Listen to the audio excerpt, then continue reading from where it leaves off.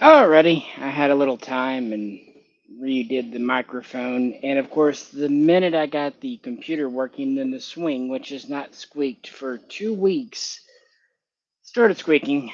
We'll see how that goes. I did hit it with an WD-40, but it's bugging me, so yeah, there it is. That's just how life goes.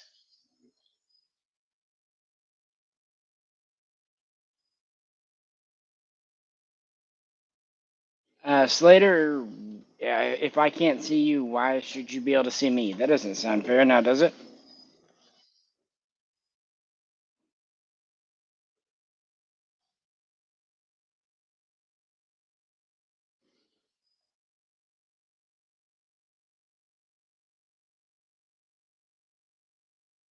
I need to figure out a way to get the little talky voice thing to do the the prompts to me automatically. Not only would that be useful for me, but it would actually be useful on the playback, so people would know which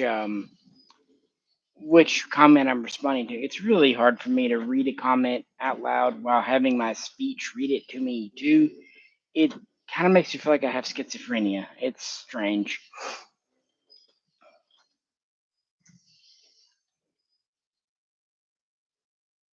Let me know how the mic sounds. I could always go to a wired mic, but I'm trying wireless. I hate being tethered down.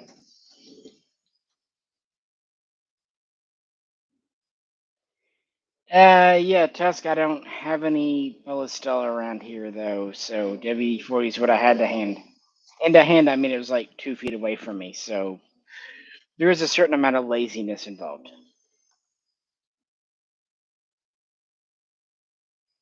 Hey, Brad, thanks for the feedback. Again, let me know on the mic, because I've noticed with, like, the Bluetooth mics, they'll do well for a while, and then they'll decide to shit the bed, and then they'll do well for a while again. So, oh well, probably has a lot to do with interference. Also, while there are cicadas out tonight, they're not near as bad as last month.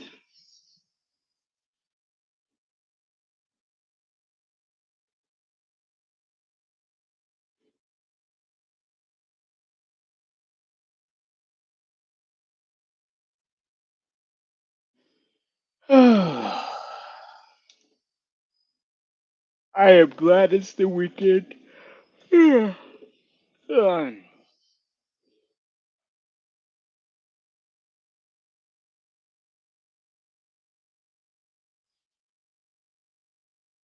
thanks, Jared. Yeah, I just honestly I bought quite a bit of new sound equipment.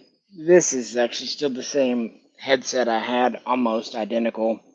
My wife told me that hers had kind of, which she had one of my older ones had kind of quit working, so she wanted my current one, so I got a slightly newer version. So basically, we both could have a pair.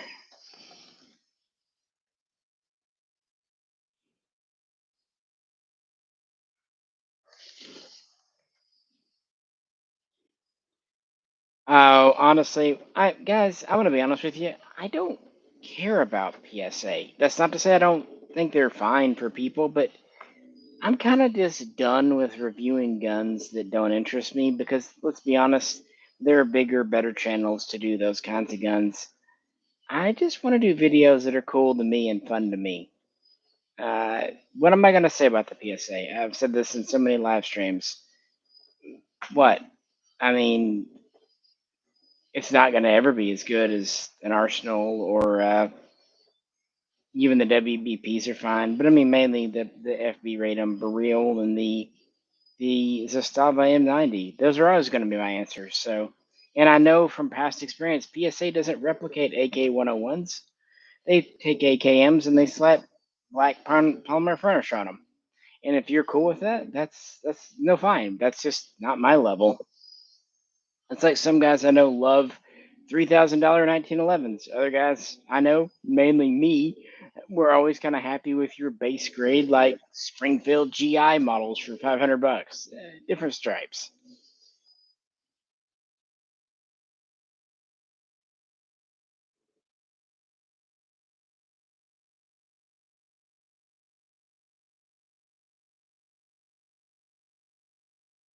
Mikey, on the current SLR 107Rs, honestly, they're the same as we've always had. I've done a couple of videos in the past. I haven't had any of the current ones in. The AK market's dead. No one's buying AKs right now, and arsenals are so spendy that why? Again, get a Zastava, get a WBP. I don't know, but it's not that they're a bad gun. It's the where they're made. I've expressed my ideas for years and years. Arsenal's never going to confirm or deny anything. They're the absolute lack of transparency, and that's one of the good thing I will say about PSA business transparency. I really do like that. I wish Arsenal would do that, but I've given up. I think even they know they're just so stuck in their ways.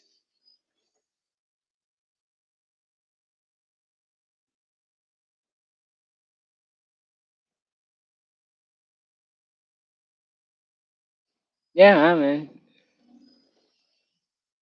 Brad, who's putting AK-74 bolts? Arsenal or PSA?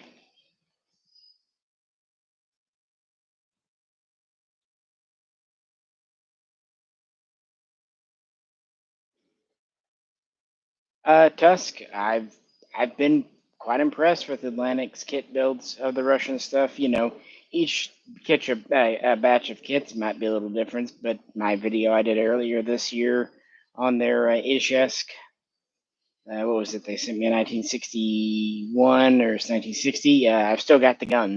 Yeah, it's really well done. It compares very favorably to that Legion I had done 10 years ago.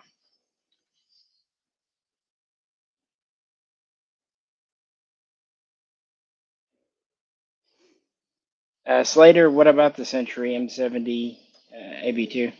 They've been doing those for literally for 20 years now. In fact, that was one of the very, very first guns to come out after the assault weapons ban sunset in '04. Uh, Good gun. It's just, of course, you have U.S. barrel and U.S. receiver from Century.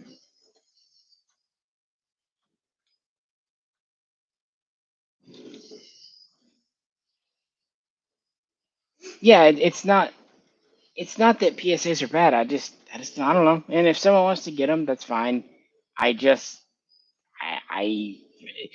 PSAs used to be kind of cheap, but now they're about the same price as your starting level Wasser and some of the newer WBPs, and definitely some of the Zastavas are right in the same ballpark. So, just my personal taste.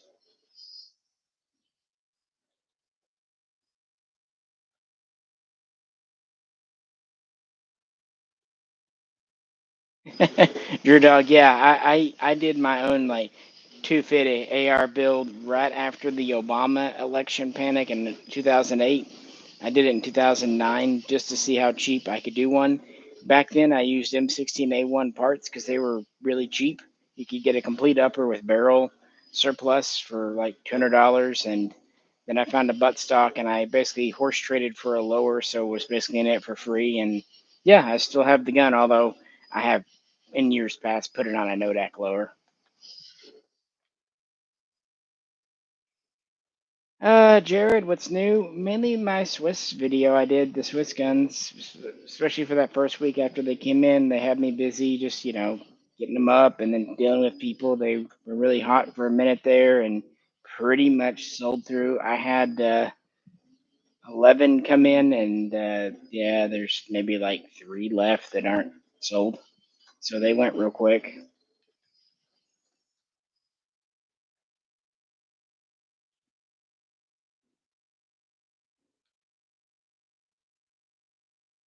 Help me out, David. An SAR 99?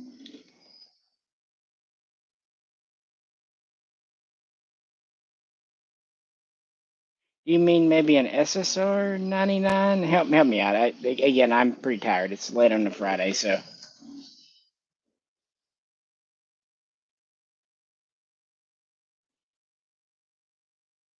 Ah, okay, gotcha. PSA is putting the AK-74 boats.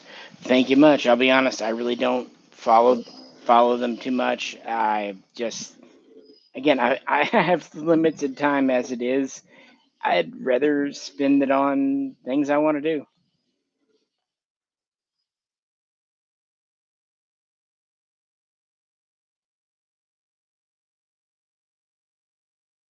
Yeah, you're not wrong about Bulgarians when it comes to Arsenal. I dated a Bulgarian once for about a year back in '07. Yeah, you're not wrong. They have a very different culture about disclosure.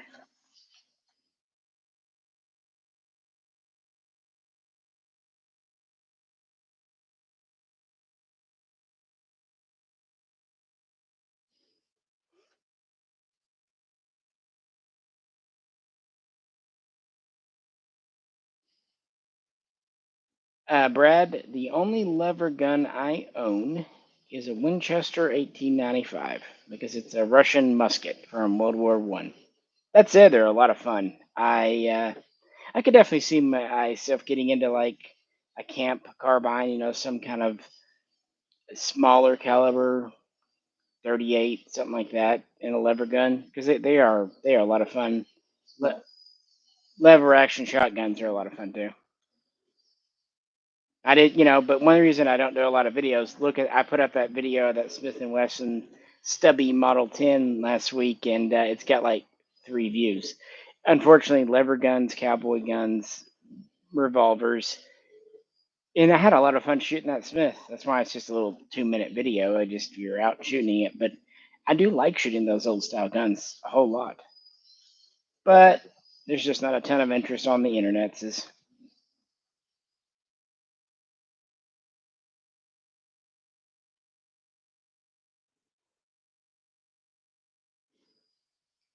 David, yeah. I remember trying to do a platoon build years ago. These days, people are spoiled for choices with the retro parts, but back about 15 years ago or more, it was hard enough just finding correct pencil profile barrels and the gas blocks to go on them. They, it was a it was a pretty difficult deal to do it right.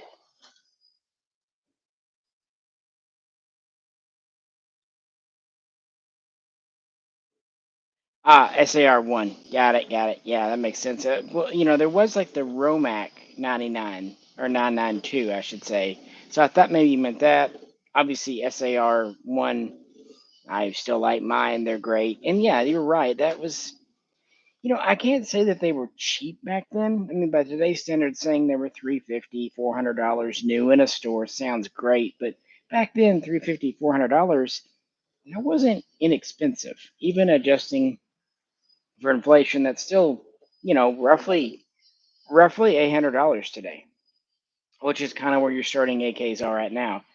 But that was what was so attractive about AKs was you could save up for a few weeks or a month and just get one, and more importantly, you could get one and not really worry about it. Whether you got an FEG SA 85M or an Egyptian Mahdi or a Romanian or one of the early Bulgarians, whatever, you weren't going to get a crappy one in the store 9 times out of 10. Now, with all the stuff out there, the Viscas and whatnot, it's diluted the market and made it just such a headache to even get into. And then on top of that, it's hard to get into it for under a grand starting off. So, yeah, LOB.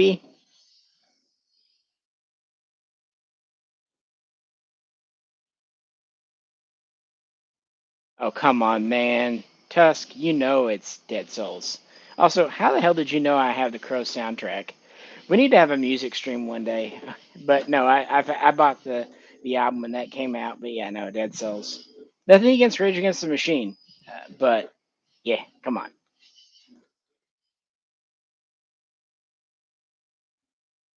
Our Ishmash or Ishesk, Tula, they're identical. They're absolutely identical. Made the exact same spec. Whatever you got. I mean, now there are variations in both.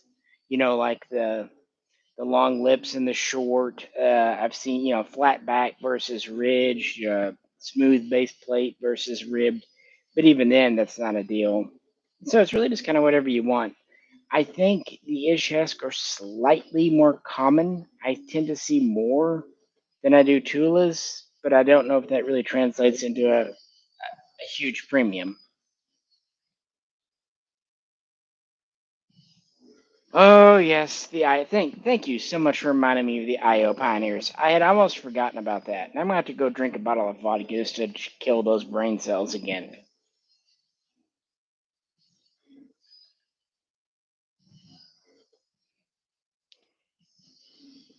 Honestly, what I've been told about KUSA, I better kind of keep to myself. But yeah, I'm gonna be honest. I've been on vacation here. I've been mostly dealing with stuff, but working on the cabin, doing that kind of thing. I haven't stayed super plugged into the gun world, and a lot of the folks I know have been on vacation, so sometimes it's nice to just step away.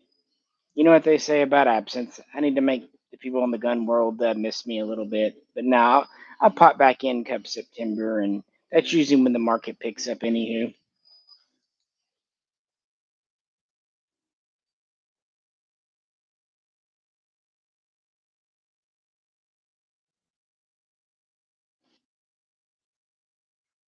right on, Savage, right on. By the way, I have no idea how much battery this laptop has. So if I just go away suddenly, it's because my battery died. I mean, it should be fine, but it usually does pop up and tell me when I'm pretty low battery. But I was kind of dinking around. I like bows. They work well for me because they still do touch buttons, whereas a lot of the newer stuff is. But I always like these quiet comfort headphones. I've had them ever since the original ones came out, and my wife had been using my when she saw me buying something. I was actually looking for a speaker for the cabin, a Bluetooth speaker, and then she said, "Oh, are you buying new headphones?" And I said, "No, wasn't really planning on it. Why?" And she goes, "Well." And I said, "Well, are yours not working?" Because she had my older QC 35s, and she said, "No, they're working, but they're not really working." It's like, okay, so you want mine. So yeah. So I gave her my QC 45s and just picked up the current QC version, which just came out, a few months ago. But it does have a better microphone on it, and you can wire the mic, so I thought that might be useful. But mostly it was just so she'd have a new pair. And the reason I get the new one is she gets the hand me downs. I mean, I'm wearing headphones all day. She wears them for a couple hours when she gets home from work. Plus, she has a propensity to let her cats chew things. So, yeah.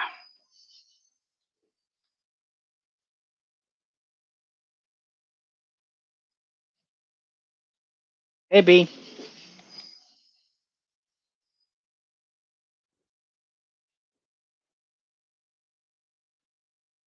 I mean, honestly, B, if you want to convert a Saiga, that's up to you.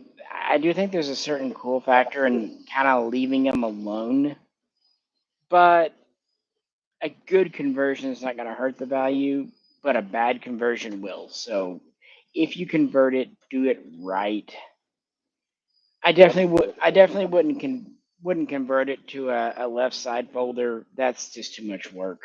A fixed stalker, sure. Remember that hundreds of thousands of Saigas come in, so they're not super rare.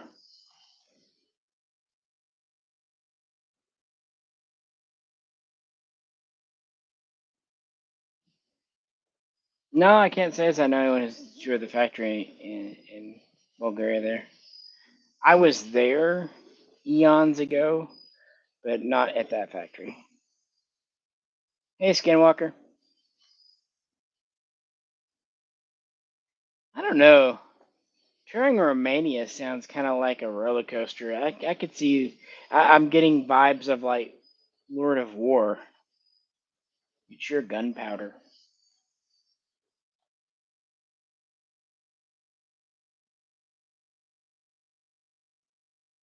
BFT, big fucking turd.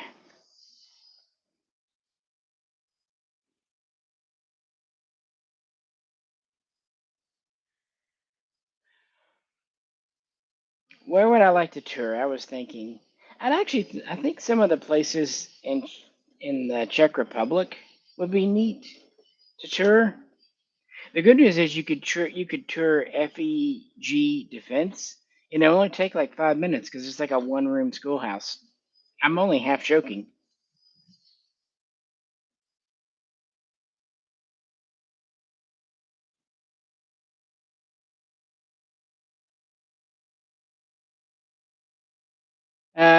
Hidden Valley, the SAR-3 didn't have threads, so if yours came threaded, someone did that in the USA because those were all imported during the federal assault weapons ban. Even the Wasser 3, even though a lot of them came with a muzzle nut, a lot of them were just blank underneath. Now, some of them of the Wasser 3s did have threads.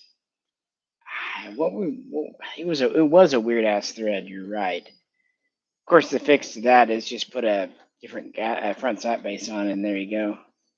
They never super interested me because they're not a military gun. I mean, I'm not for want of AKs, guys. So I really look for any excuse I can not to buy a new AK because I don't need more.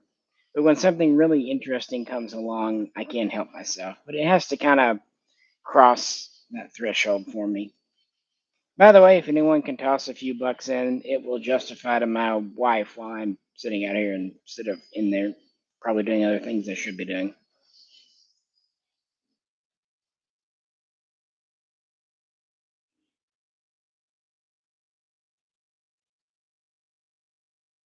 Uh, Brad, darling, how is that?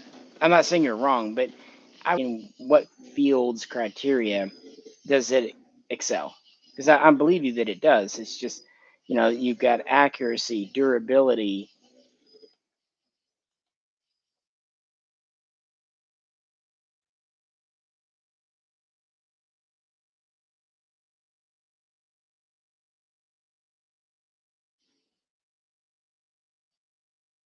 Yeah, Slater, yeah, the AK market's down. I've had quite a few trade-ins this summer.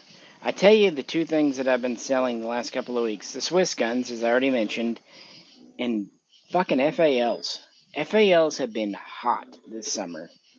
I think it's because we've been starved for options. In fact, just today I had two new recreations come in from DSA, both of the FALO, the fallow, the 5041 and the 5042. And 100% honesty, I owned pre-ban FNs. They did an amazing job of replicating it, even the bipod assembly and the forearm. And I don't know if I'm supposed to say anything, but they have some even cooler recreations coming up real soon that I'm really looking forward to. One I will probably even keep for myself. The Cuban that they did has been doing really well too.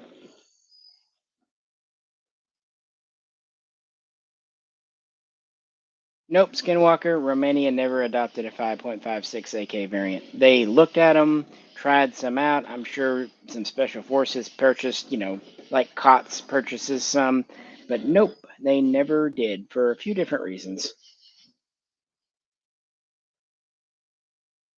Hey, Drew Dog.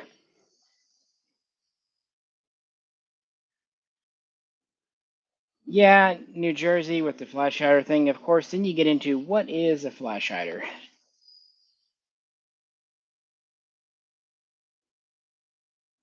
You could definitely build an XM177E2 with a muzzle brake, not a flash hider.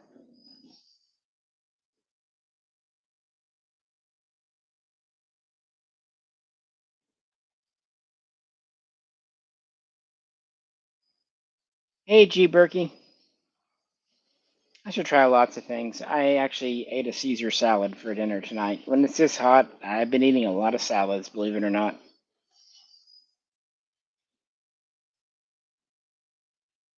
Yeah, well, Lord of War, you're absolutely right.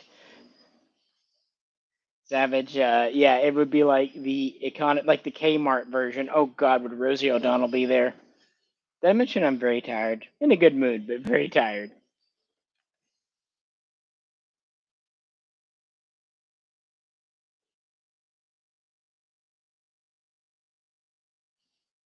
Okay, Skinwalker. Then if yours had the 22 millimeter FSB and the bayonet lug, that was definitely added stateside by someone like me. It's very easy to do. You could buy those blocks. You just drill them on, drill the pins and put them on. So that's what they did. Even the post 2004 ban ones, like the Wasser 3, never came in with a working bayonet lug like that. So yeah, neither did the neither did the SAR2 and SAR or Wasser 2. Now there were some early threaded barrel guns that came in back in the 90s with like a nut over the threads. Yeah, importer, who knows? But again, it's really easy to do. It's popping two pins off the barrel, pressing the FSB off, pressing the new one on, putting the pins back in. Bada boom, bada bing.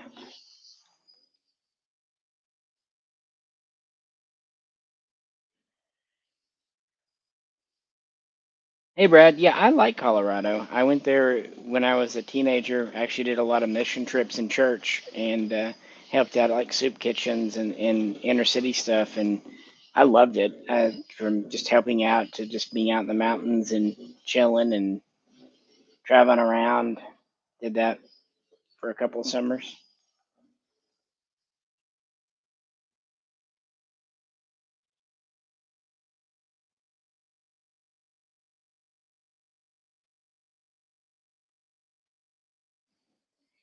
Yep, Drew Dog. You know what they don't know won't hurt you, and as I've always joked, there's not people spying at you behind bushes. Most people that get caught with things get caught because they tell on themselves. Full disclosure, I have nothing to hide here.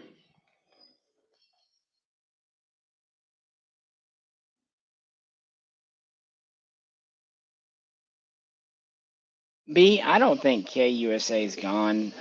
Whether they come back as KUSA or whether someone buys up that tooling, that production, those blueprints, they're worth something. Someone's going to pick them up.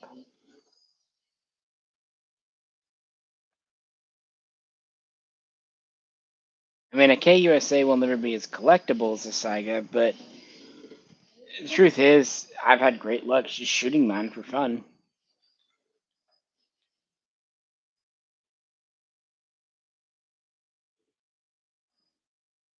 And you're not wrong about the prices on 7.62 by 39 ammo, and that does affect it. 5.45 ammo you can't find. 7.62 by 39 is expensive, which does kind of leave the 5.56 AK market, the one that's open.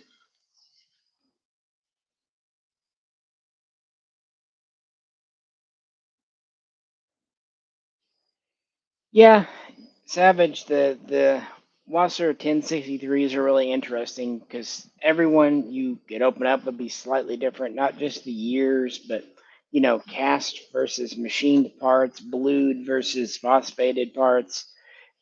It was really cool when they were coming in, and they were actually the cheapest Wassers. They were the ones that actually pushed the Wasser price down to about 300 because when the SAR ones and the initial Wasser 10s came in, it was more like 400, at least in stores and not counting like Black Friday sales.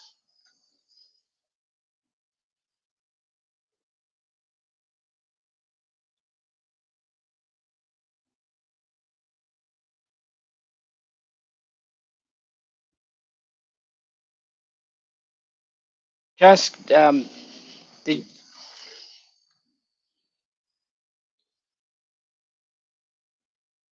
I can't tell Tusk if you donated 19.99 or if you're talking about prices and then it says this. So forgive me if you did. I appreciate it. Uh, Remember, I can't see little things. Usually it says like donation though, so maybe you're talking about like prices of the 7.62 by 39 ammo. Also, I know it says it's inserting ads.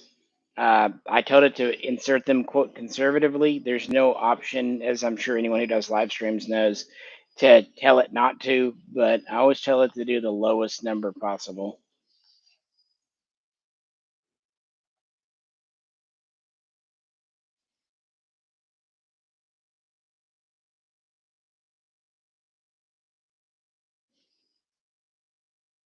Powerful preps. Honestly, barrel lifespan. It depends. How are those rounds done? Are they full auto? Are they rapid fire semi-auto? Heat up, cool down. Honestly, someone's cleaning routine. Are you an aggressive cleaner? Are you not? Are you using something that might eventually chip away at the chrome or not? And also, when do you want to define the barrel as being dead? I mean, most barrels are safe to shoot long past the rifling, just being more and clean out. Now, if you're talking about degrading of accuracy, how much? You're talking about, going down to 3, 4 MOA, 7 MOA, 10 MOA. So obviously, it's a wear process, and it just kind of depends which point you consider it no longer serviceable. And each gun's a little different. And I will be honest, I don't. I mean, any of a military cold hammer forged chrome line barrel, Polish, Romanian, Russian, Hungarian, they're going to have basically the same overall barrel life.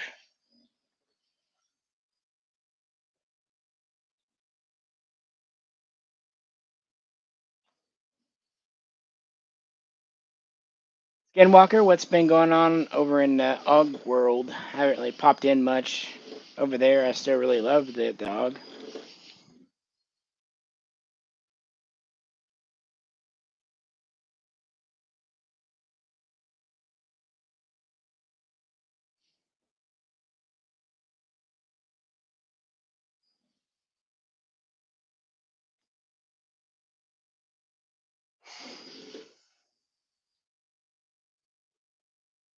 G Berkey, you keep going on about this bread. How about you give me some bread and then I'll go buy something or something like that? I don't know.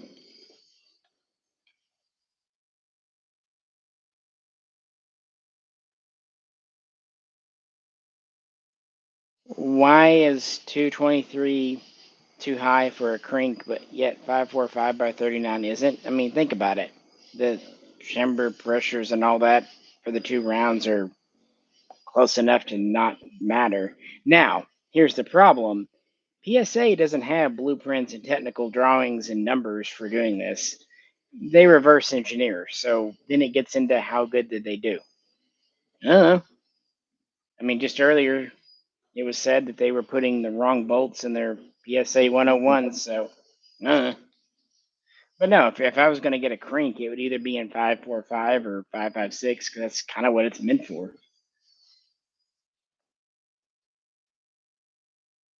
Hey, Jason Bourne, loved your movies. Thanks, Brad.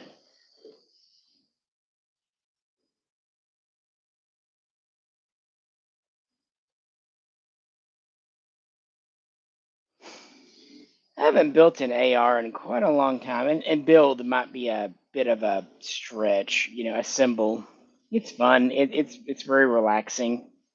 I guess the last one I put together were a couple of the Taiwanese guns, and that was a lot of fun.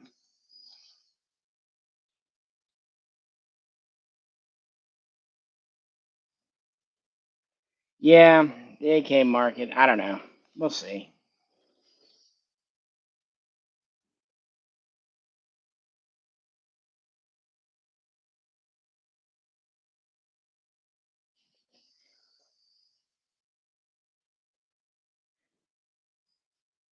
G Berkey.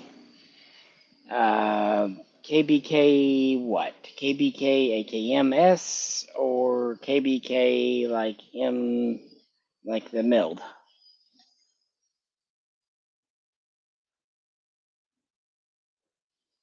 Shoot, they even had a Mauser they called KBK. It's basically Polish for carbine.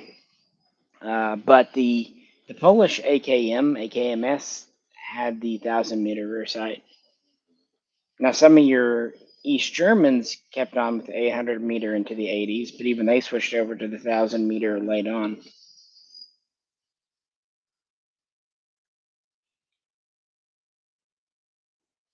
Keep in mind that they did keep some of their mill guns in service, like the 72, as grenade launchers for a while. So maybe they were spares for those? Just a thought.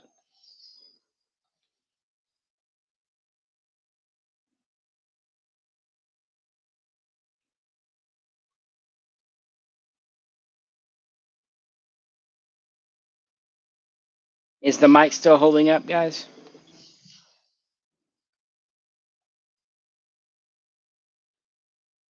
Oh, shoot. Skinwalker, even if the humble Walster's canted, just knock it a few times with a hammer or against the building. You'll straighten her out. Have I done that? Yes. Yes, I have.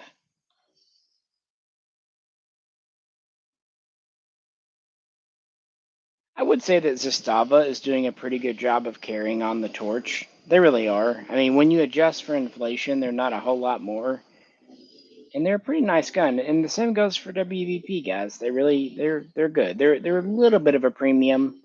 They kind of remind me of where Arsenal originally came in the market back when the SAR one was 400, the Wasser 10 was 400. You could get an Arsenal for 550, 600, just a basic milled Arsenal, 500 for a stamped one. That's kind of where WBP's at now.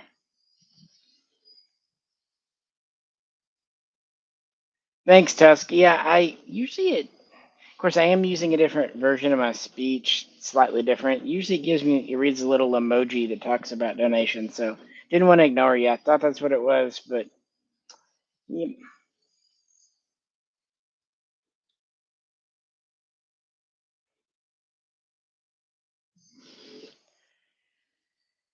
Oh, you'd be amazed how long it's been since I've even had a drink of any kind of liquor.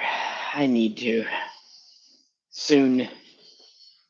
Tomorrow, my wife and I are going to go look for some furniture like two beds, couches, a chair, a lazy boy for me, bar stools.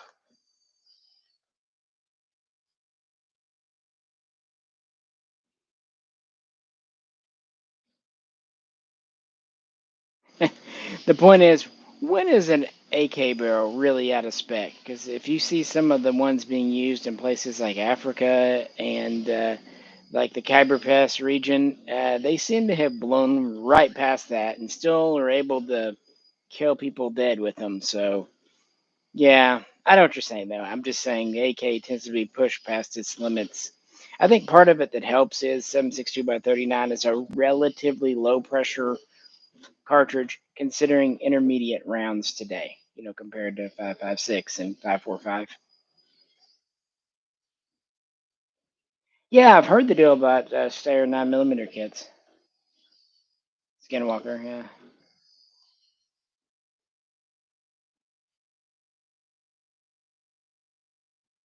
Yeah, I don't know what I'd want. I wouldn't mind maybe a NATO stock, but to be honest, I've got a pre-ban AUG.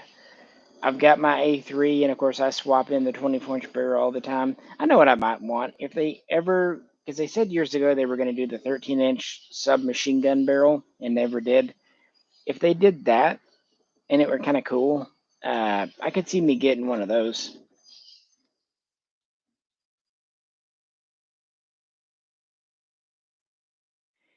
Yeah, Brad.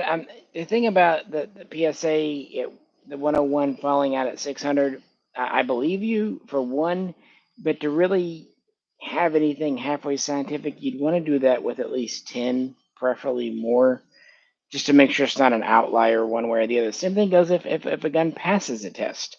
Just because one example passes, eh, but then again, who wants to afford 10, 12 of something?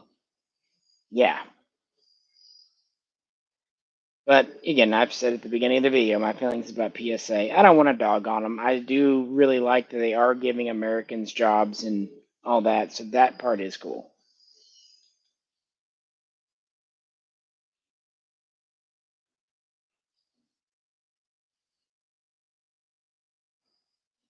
Hey, powerful. I really like my KUSA guns, and I've taken heat from that, so I feel you. And they're both made in Florida, so that's really the difference. It's just again different standards of what someone wants. You know.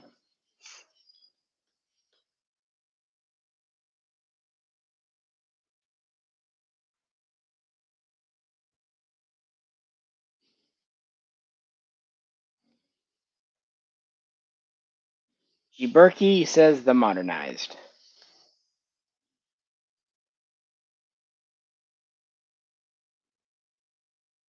Well, you have a point, Savage, about the AK market being slightly stronger than ARs.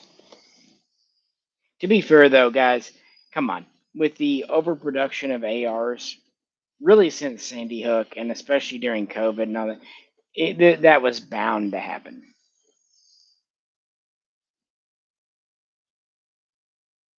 You mentioned Midwest, though. I still like my Midwest Gal 5A. That's still a fun little gun. Thanks, Skinwalker, on the mic check. Thanks, Savage. It sure beats last time I tried to do a live stream and it just kept crapping itself.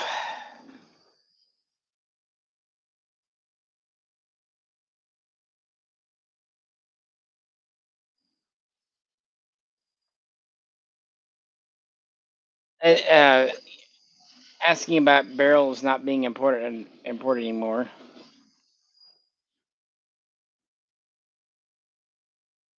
Just today, Arms of America showed they have some in stock.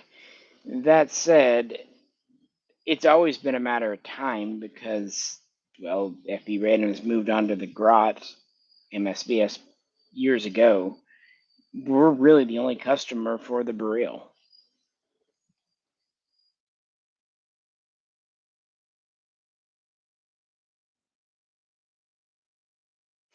To be fair, on PSA offering Magpul guns, Colt's done that too, so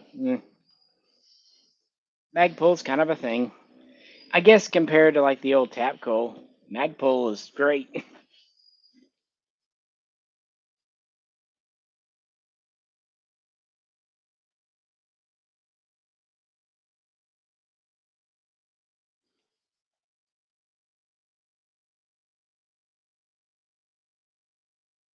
Brandon, it's not too personal. It's an easy answer. Basically, none. I'm about as blind as they get. I do have some light perception in one eyeball, but that's about it. I can't see like things, faces, movements, objects, things like that.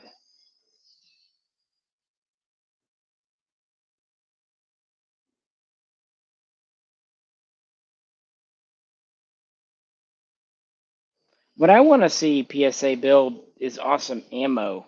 I want the steel case stuff to take off and get relatively cheap. I know it'll never be import cheap, but at least we can go buy a case of 7.62 by 39 and have fun with it.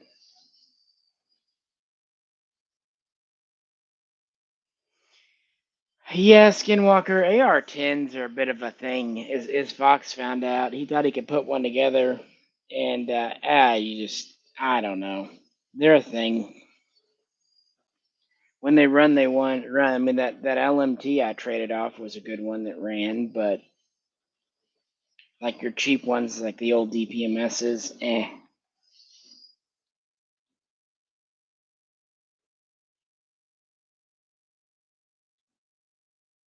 Yeah, I've had some of that S&B 7.62 by 39, and I concur.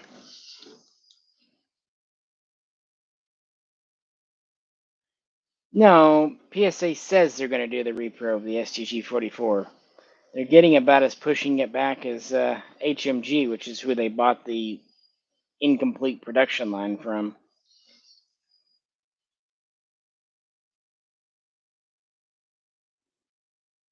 Between WBP and Zastava and 5.56, I guess I'd have to go with Zastava. Even though the version we have isn't their M21, it does share some of the same technology. WBP, it's a good gun, but it is commercial. Eh, yeah, eh. Look, I mean, my choice would be, of course, the Polish FB Radom Burrell. That's really the answer.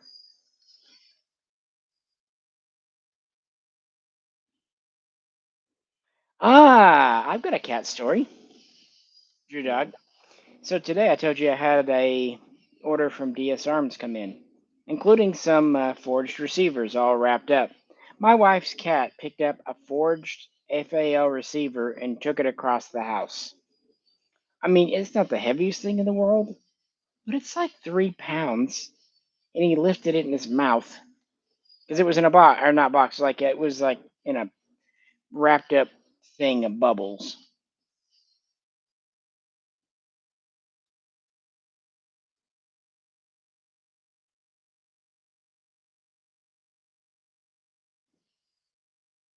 B, I would be really curious where you hear mixed things about WBP from actual owners or people that have shot them. Because what I see mostly online are frankly what I would consider haters. People that have probably never even fired one. Or people that insist on mixing WBP up with uh, Pioneer PAC. And at this point, I have to think it's willful ignorance because too many places have stressed that they're different companies. That'd be like mixing up Colt and Ruger or Smith and Wesson and Palmetto State in America. It's okay for the same country to house different firearms makers.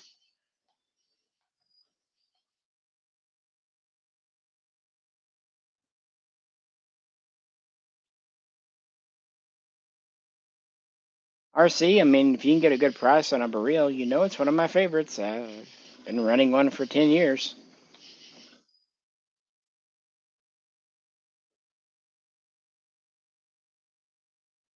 Skinwalker, you are right. I miss all the, just, yeah, the affordable. What was it? Super accurate? Was all that? Nah. But it was good, just solid plinking and testing ammo.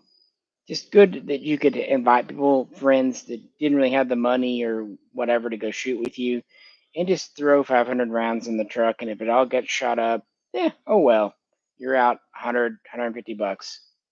But nowadays, 500 rounds is like $400. No.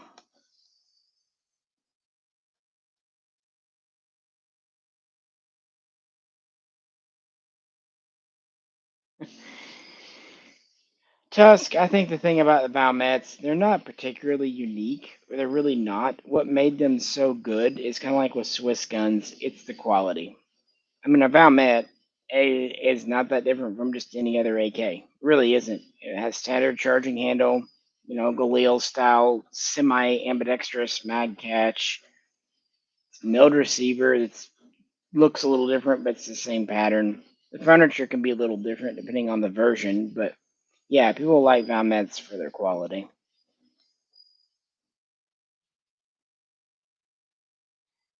You know what I'd actually like to see Palmetto State do a line of? Like recreation East German guns, especially ones we've never been able to get before, like the STGW, or excuse me, too many Swiss guns, STG 940 and 941.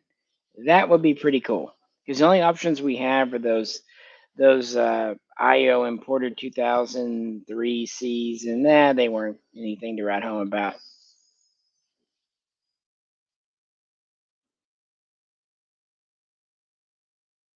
Hey, Kingdom of Vinland. Yeah, 545. I've got some here, but I am very particular about when I go shoot it now, and I hate that because it's a cartridge that I really do like.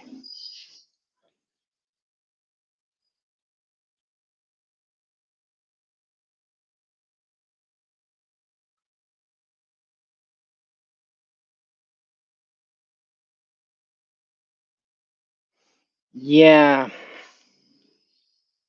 Brandon, I being a gun owner in Canada, especially ARs, FALs, yeah, sorry.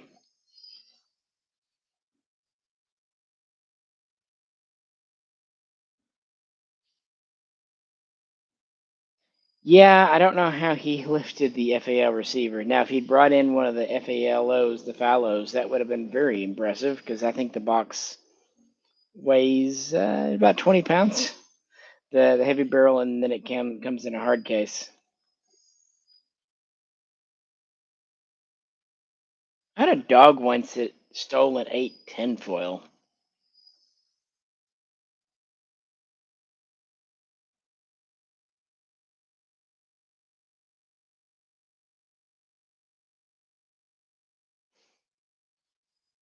Oh, powerful. Yeah, some of the some of the surplus stuff was either downright dangerous to shoot depending on how it was loaded, or yeah, just not stored properly. I saw some really grody Czech 7.62 by 45 that had basically been left in the container and it got flooded, and it was pretty grody.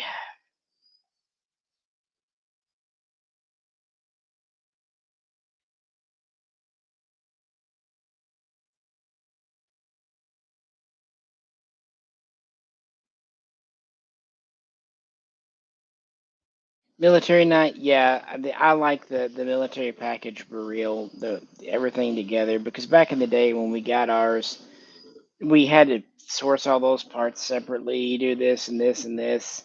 It's nice that it's kind of a one-stop shop. It's a good place for it. And to be fair, AOA has imported so many more of those than IO ever did, and they've done a much better job with them. So it was never a gun that was going to appeal to hundreds of thousands of people, but at least we have, and I don't know how many they've imported. It's not a huge number even now, but compared to the 700 archers we had before, we've got a few thousand, maybe, 10 or 20, I don't know. And they did the pistol and the 7.62 39 rifle as well, which is nice.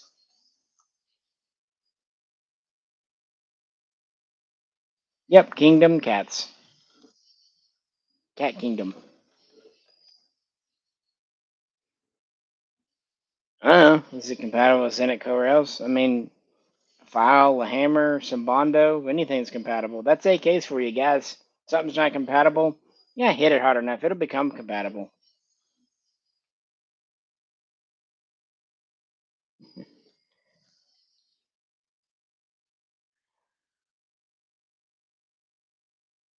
Which which folding stock do they have on the Baril?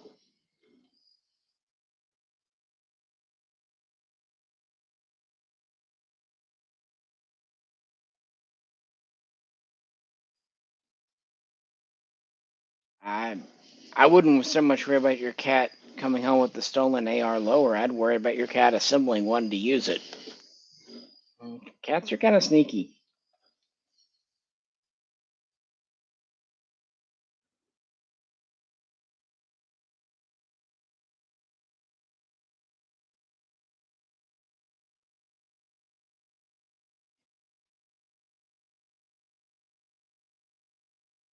Well, I'm not really sure how to respond to that. How about your mother passing and then getting that? Did she like guns?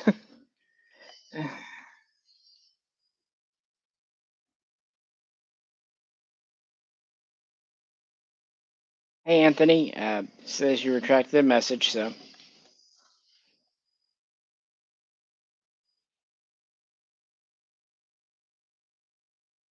Hey, powerful. Yeah, good night to you. I probably won't stay on for just super long, but it's actually working this time, so that's good.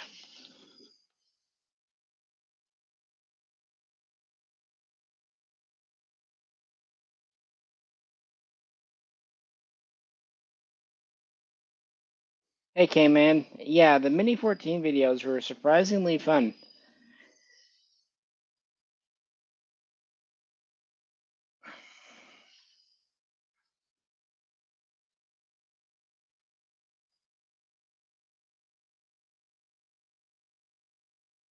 Oh, okay, I got you, RC, the bone steel. Okay.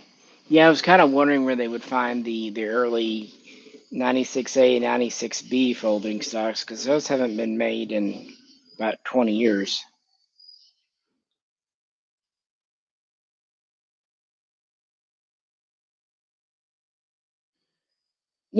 Cats, I don't know if they 3D print, they seem kind of like dark web buyers. Like, I can see them just buying shit on the dark web and it just randomly showing up at your house at 1 a.m.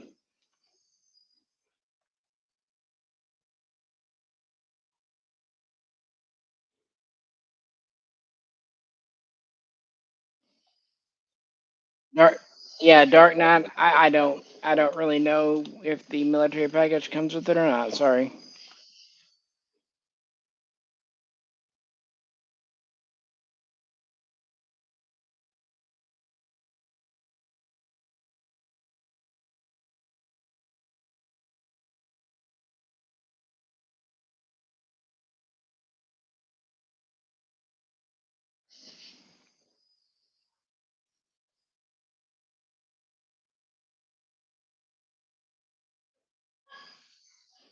Brad, do I have the new BAR? Which new BAR? I'm gonna go grab a drink of water, guys. If anyone wants to donate a couple of bucks in the interim, that wouldn't hurt. Oh, my back is getting stiff. And also, my throat is getting dry. Wish I could drink a bottle of vodka, but not tonight. Hey, look, it's Earl.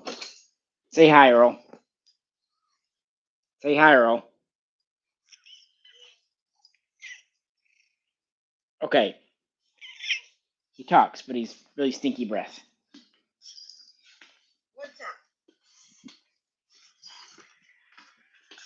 Oh,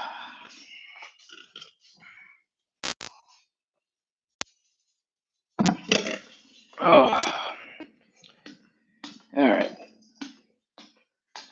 Yeah, Earl, you need cat's Listerine. Oh,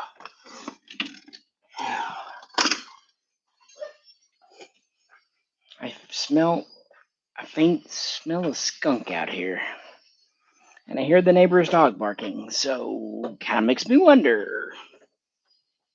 Oh,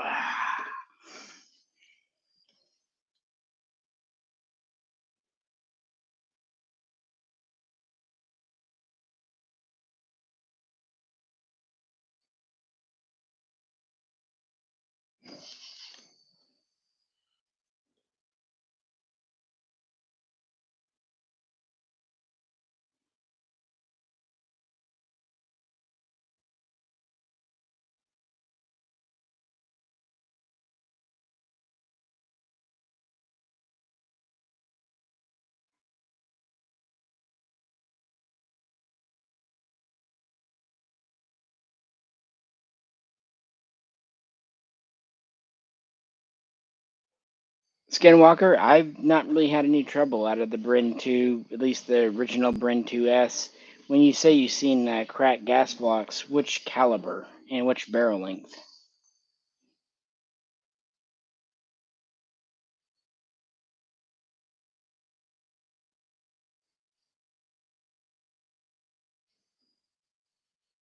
Hey, well, yeah, the SAR one.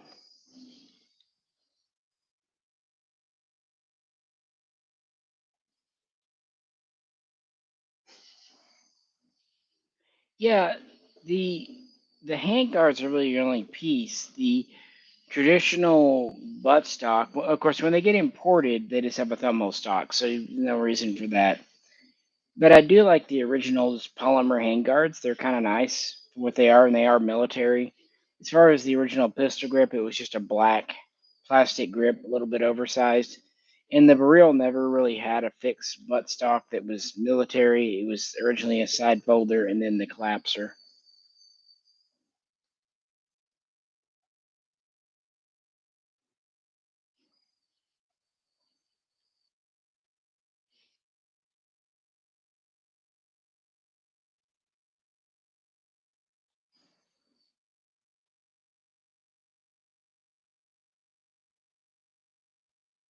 This morning in the bathroom, I had three cats on me, so yeah, that's one reason I'm outside right now.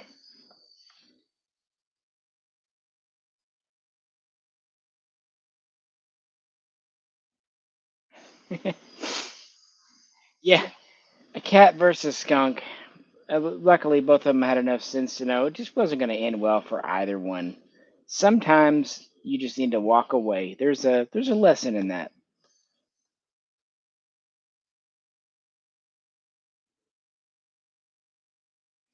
Yeah, that's what I kind of thought on the MS. I've done videos on that. The good thing about the original Bren 2S, that was a military gun except for not having full auto. Things were made a certain way, certain profiles, certain diameters. With the MS, they changed stuff, and then it didn't go through testing anymore. And especially the heavy barrels. I mean, I put out that video when the carbine first came out and took quite a bit of heat. I was not impressed.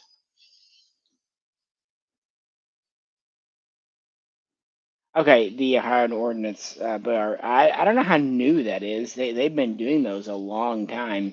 I don't own one, but I've had them, shot them, sold them. They're fine. They're just expensive. I kind of wish they did a bit of more of a battlefield pickup. They almost really look too nice. I did most of the ones I had were the A3, which is their take on the A2, but they did do a run with the Colt branding that were the original World War One style 1918s, and I really like that one. Even had a blued finish.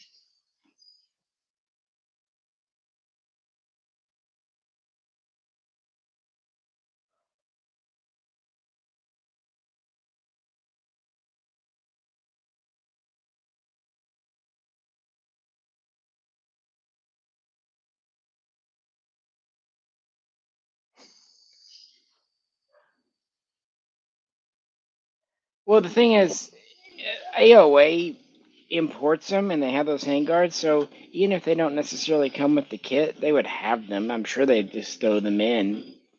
I don't know why they wouldn't. What are they going to do with them?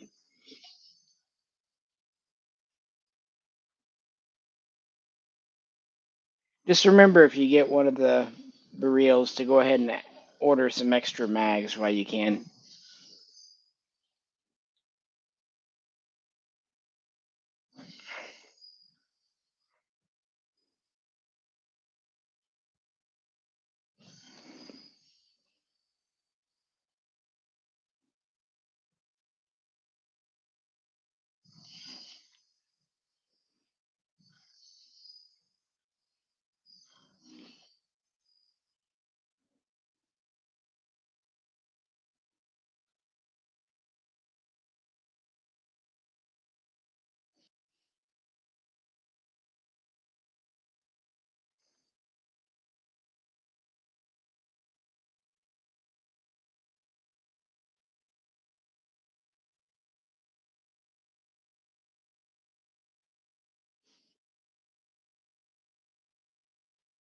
Sorry, it did the thing where it kind of, once it gets a little long, it quits reading, but I got it fixed up.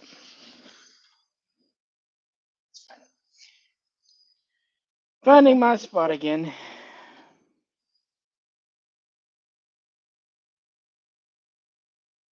Yep, get what you need now while you can. I mean, the prices are good this summer on Brio stuff, and they're really good guns. You won't have any troubles.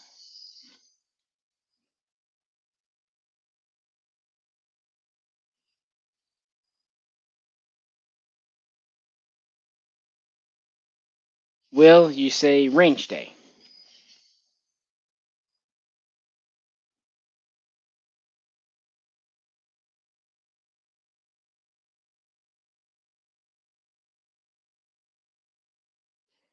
Well, Skinwalker, you gotta remember too, fragile for one person, military use versus civilian. Keep in mind too, the FN Scar stock has been accused of being fragile too. So, eh.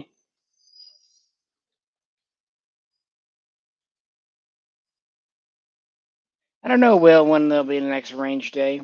Probably a couple of weeks from now. It's nice weather now, but again, got a lot to do. Ammo's expensive, and don't have any really new guns to go shoot, but we'll get there.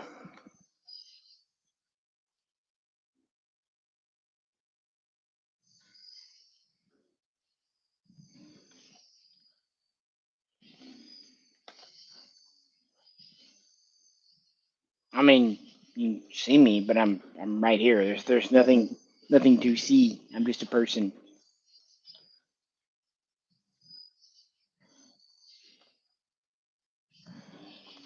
Yeah, Skinwalker. I've been really impressed with the VHS 2. Just not the name, but other than that, I really like it. It's been very reliable, and I really like the 20-inch version.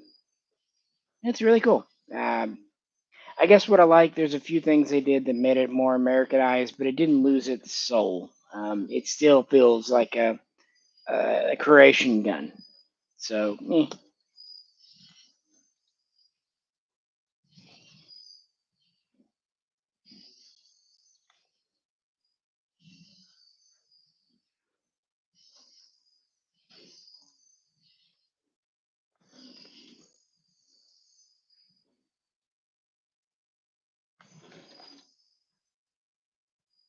Yeah, it's not that every gun has to be identical to its military counterpart or I don't like it.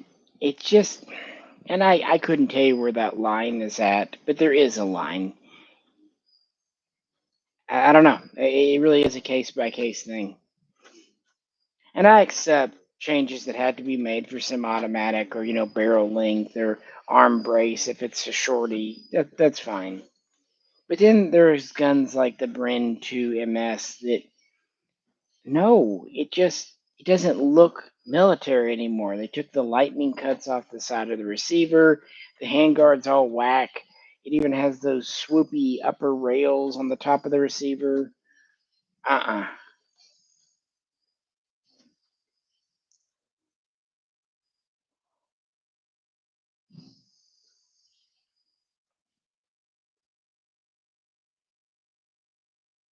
I mean, RC, if you want up a real, I mean, if the price is right, they're not going to go down. It's up to you how much you like it. I really like the mini barrel pistol.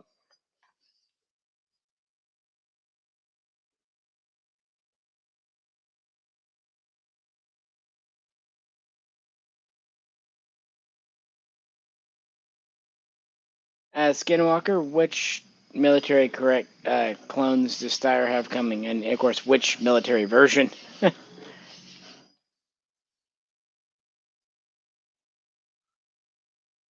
Oh, okay, gotcha.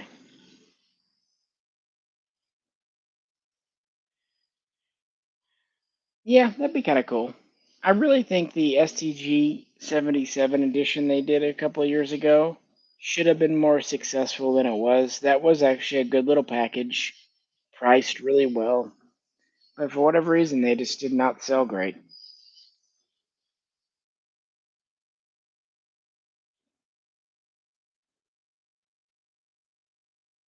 Yeah, but if it's an A1 AUG and uses Stanag mags, it's not really an A1 AUG anymore. Another thing you really would want, you wouldn't want the fixed optic of the A1. As much as I like the original AUG, that was a silly decision, not able to remove the optic from your receiver. That's just a practical concern, guys. You want at least the A2 style where it's removable. That's why I don't mind the M1 because it you can make it look right, but still have the ability to swap optics out.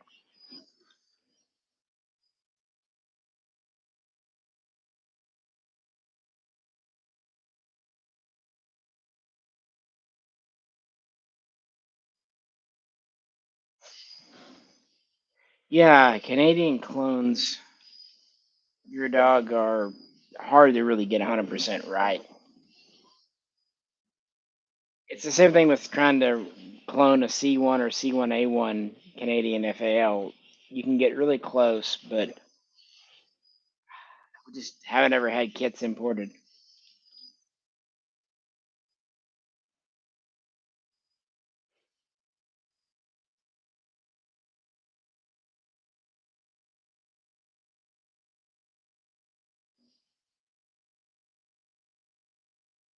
I got you. That kind of reminds me of what Henry at Nine Hole just got through putting together. He went through an AUG kick earlier this year.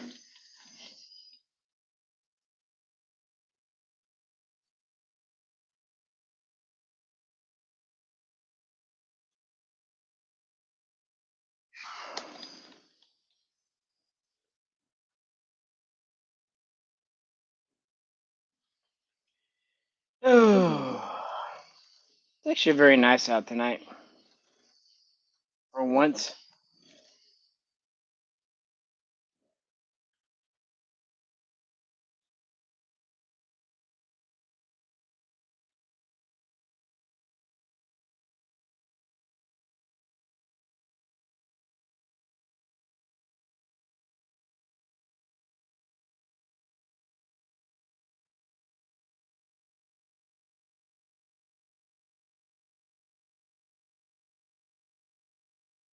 Just checking out something, guys.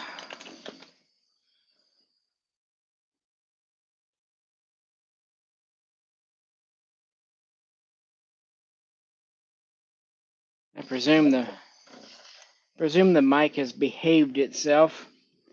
Yeah, it looks like it's a quarter till 12, so I'll probably hang on till midnight and call it quits, guys. So if anyone wants to toss in a few extra bucks and a couple of questions, I'll do my best. But again, I mostly have been dealing with Swiss guns and FALs, and also getting a well drilled and water pumped at the cabin and furniture buying, and that's kind of been my life lately.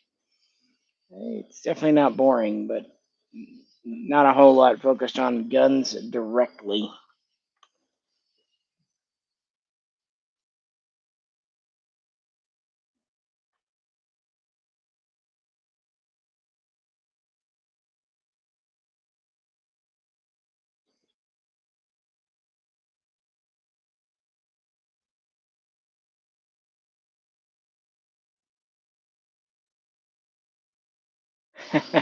I am I am sorry, Brad. I know nothing about sporting hunting type savages. Just not what I know.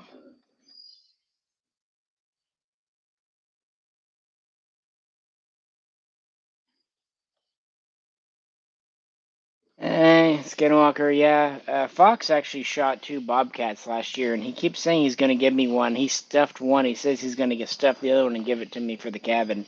I jokingly remind him of it all the time. 'Cause I think having a stuffed bobcat in there would be just freaking awesome.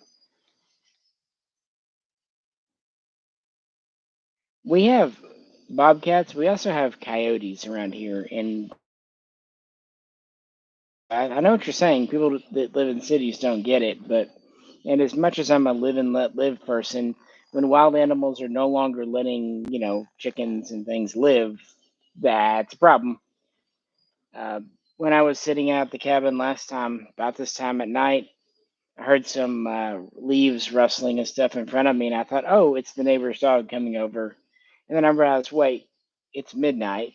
Then she keeps her dogs inside, and it can't cross the stream. There's a little river between our two properties. It would have to go like down the road, and up the fence, and it just wouldn't have done that at night. Long story short, it was a raccoon because I had been eating some pretzel sticks, and just the next day, my brother was telling me, "Oh yeah, the raccoons out here love pretzel sticks." I'm like, "Son of a bitch!" So what I thought was a dog was actually a wild raccoon sniffing around me to get my leftover pretzel sticks at midnight while I was alone at the cabin. Yeah,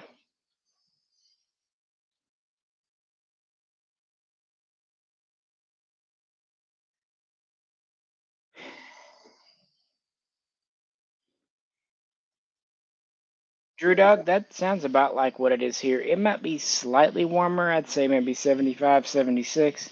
Probably about the same humidity, maybe slightly lower at about 60%, but that's about as low as humidity gets in Arkansas.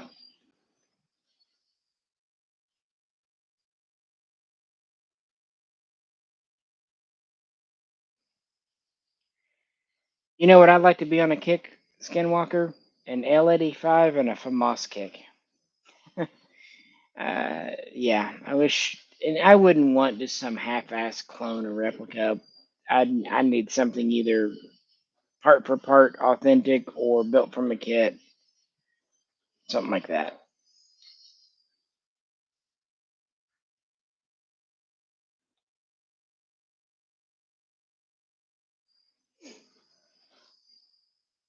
Thanks, Will. I am not Romanian though.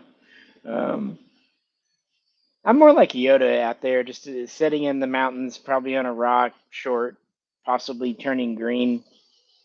I don't know, but yeah, no, I plan on having company at the cabin. Why not?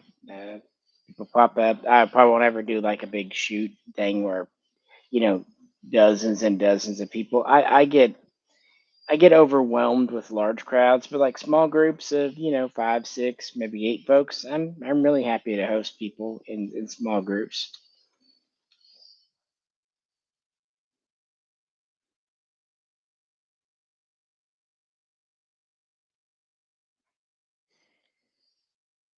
Yep, Kingdom. I would love to see 545 ammo again because I'm tired of rationing what I've got left.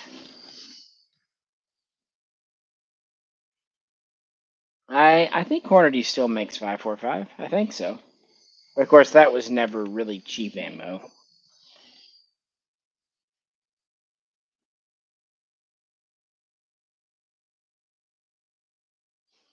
Well, 2 years ago, I lost a Mexican bobcat, my cat Oscar. He was part wildcat.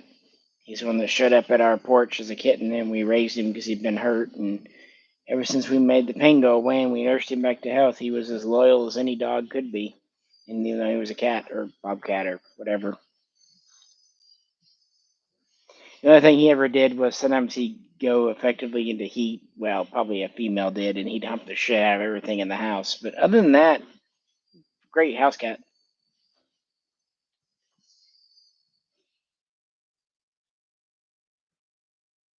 Yeah, those rooster spurs are no joke. They can if the rooster's got some girth on him and he's willing to do it, they can between that and the beak, they can get at you.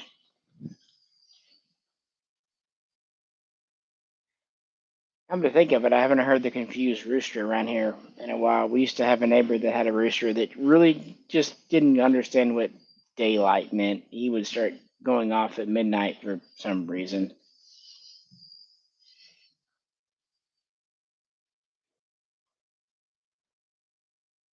Hey, Sofa Kingdom, I really appreciate it. Do you have a question?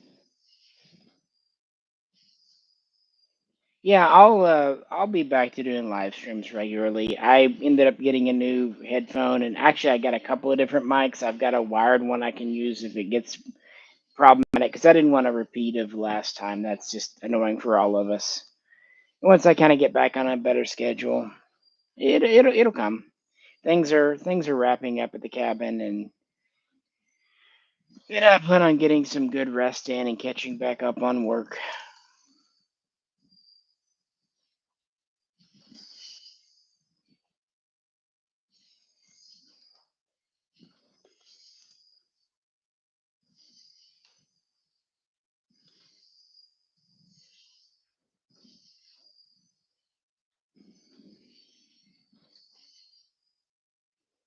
Yeah, that sounds about right, Sofa. On the Hornady, it was always roughly a buck around, even years ago. I mean, it's good stuff, but if you're willing to spend a buck around, you can almost always get ammo. I mean, you can get Norma and stuff, the different calibers, but I think for most of us, plinking ammo has to be under 50 cents a round for a full power rifle cartridge, and maybe under 40 cents a round for intermediate. Otherwise, yeah, I mean, shooting definitely costs money, and that's okay, but you can't blow through $500 in 2 hours and feel good about yourself. Hey, thanks, Midnight.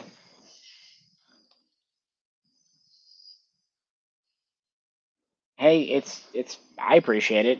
Sometimes it's the sentiment that counts anyway, but no, I need to get on here because the YouTube like ad revenue has just gone. Even though my views are up and everything, and they're paying less and less, and Patreon is just dying, and I want to keep this going, but I can't operate at a loss as much as yeah. But I mean, it's just to kind of keep things going as best I can. But luckily, I do have a stockpile of ammo. But as far as buying new ammo, I don't know what I'm gonna do. Um, I really don't. But sometimes you can't worry about all the problems at once. You just gotta get through today and go on from there.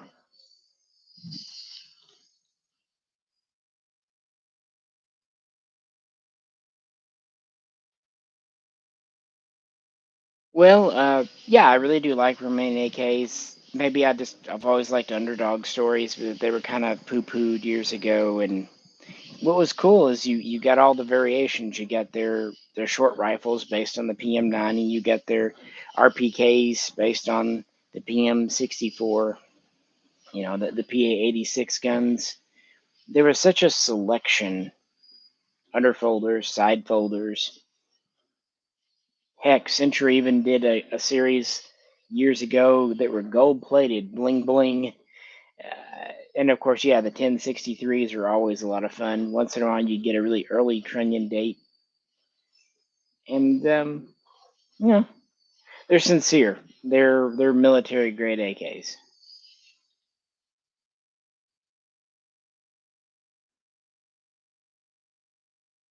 Skinwalker, I'm gonna be honest, my 104 and 105 shoot everything well. Those are just reliable guns and really gentle recoiling too.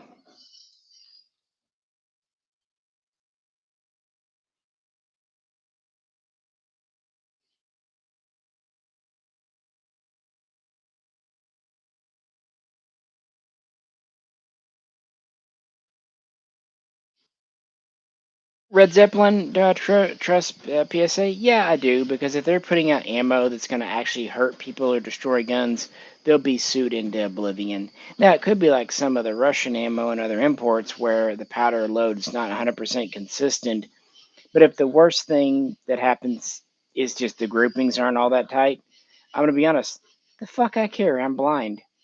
You know, and for planking ammo, it doesn't have to group great. As long as it's, you know, 4 or 5 MOA, who cares? And once I get the cabin range set up, I will know where targets are, and I'm gonna start getting where I shoot steel, like get the steel more and more. Because once I kind of have a fixed position, that's what throws me off. Is every time I go shooting with people, just kind of freestanding is where I'm at, how I'm pointing, and of course, a lot of people move their targets around, which is great for them, but not so great for me. So I'm gonna put mine on the ground with posts and kind of start working on that. That's kind of my look towards the future.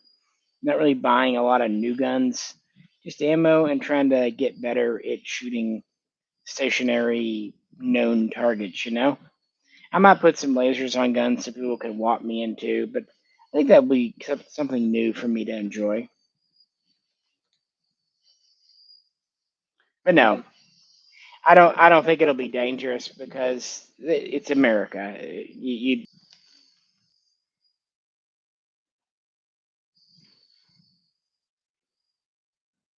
good to know Skinwalker on the VMAX stuff. I had a friend who bought it. He still today, in fact, he was visiting when I was at the cabin last time for an evening on the porch, but he was finally picking up a SA 93 he'd had here for a year. I got from a mutual friend for him, and anyway, but he used that Hornady VMAX stuff as a varmint popper on his cattle farm because he liked to go around with a side folding AKS 74, and that was a good little close in varmint round.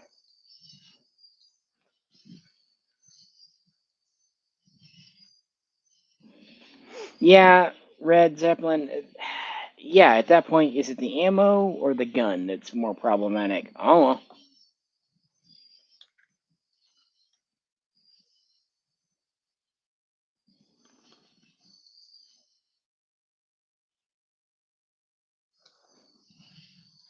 by the way, saying that the 101 swallowed a field gauge is correct. That's concerning. What does bug me is sometimes people don't use the field gauge. They'll use the, you know, no go gauge, and that's not what it's meant for. The field gauge is exactly that. It's meant for use on used guns in the field. No goes are really intended for factory guns.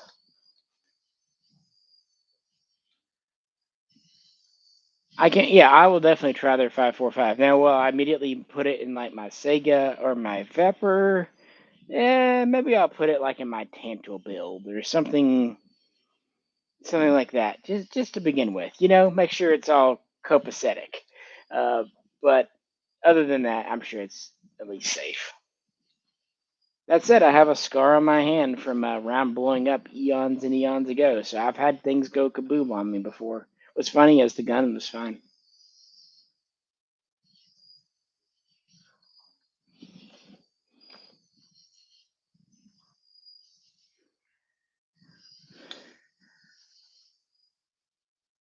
I can't pay 50 cents around for Tula. I know it's the going rate. It's a fundamental thing. It's like it's like paying a truck stop hooker $1,000 for a blow job. Some things are just, yeah.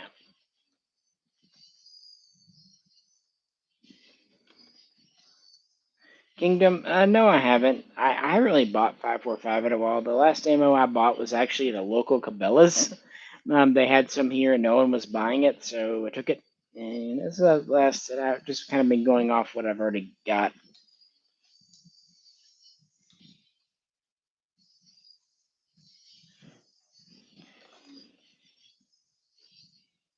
David, I see. Real nice program, military helmet.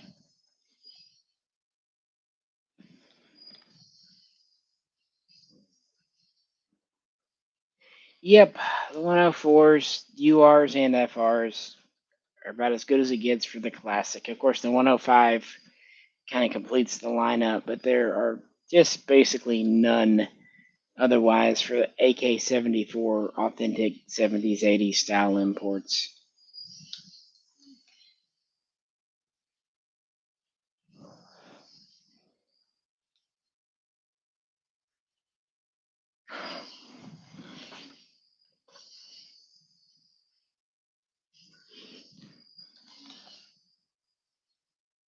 I didn't buy another SAR one. I've had the same one I've always had.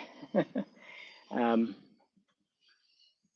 the PSL was always criminally undervalued for a long time. Now they're kind of high, but good golly, for a while you could get the basic gun for 600 or with a scope for 7, and they came with so much kit: 4 mags, mag pouch, sling, cleaning kit. Again, the whole scope with its accessories and scope cover for $700. Pretty nice.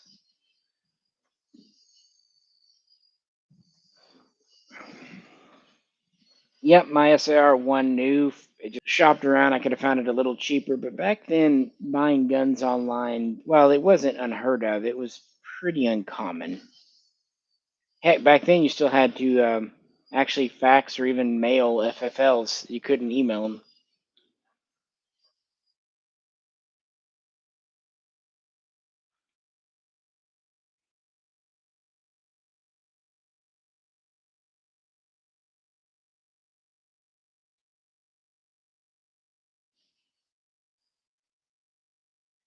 Yeah, I don't know what's out there as far as lasers and audible detectors. I know some people that do it, they'll just buy like cheap little noisemakers so that that way if they get shot or when they get shot, it won't matter, a dollar or two little noisemaker. That might be an option. So instead of trying to get on, just, get on. But of course, the whole point about steel is I'll know when I hit it because the ringing noise.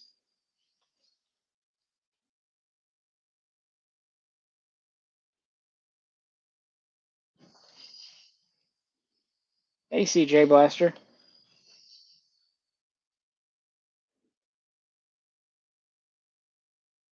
And I appreciate that.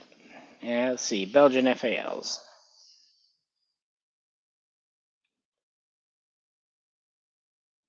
No, as far as import numbers and everything, I've looked. I've been able to figure out some Springfield import numbers for like the SAR 3 and 8, but I've never really found much for the SAR 48. And then the Belgians, not really. You hear some numbers tossed around, but I never have been able to really verify them.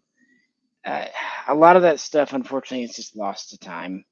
Pre-internet days, sometimes even pre-computer days. I will say this, and I know it doesn't help now, but one thing I've been doing with Dave on the Swiss imports is keeping a record. Nothing that'll be made public now, but in 10 years or the way things are going, 1 year, when he quits importing Swiss SIGs, I'll be able to share pretty comprehensive numbers of exactly how many came in of each variant, at least each caliber.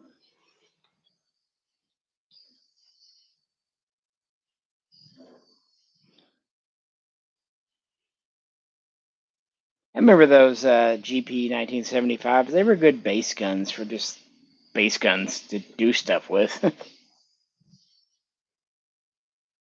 And yeah, the NPAPs were cheap. I mean, cheap, cheap. So were the OPAPs. In fact, back then there used to be a debate about which was better. Some people really preferred the NPAPs, and that really became funny when the OPAP just went crazy in money before the modern Zastava ZPAPs.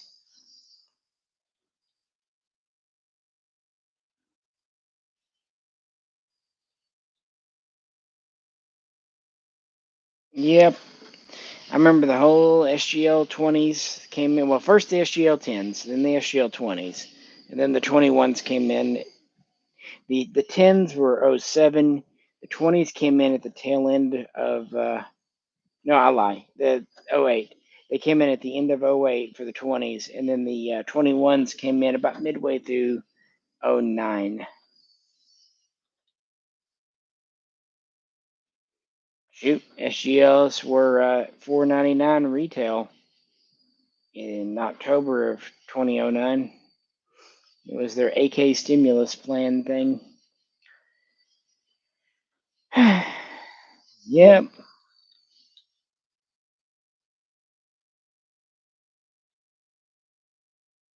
Yeah, Kingdom, that's just what it is. I mean, I was a baby when a lot of the pre-ban stuff came in. It's just what you can do.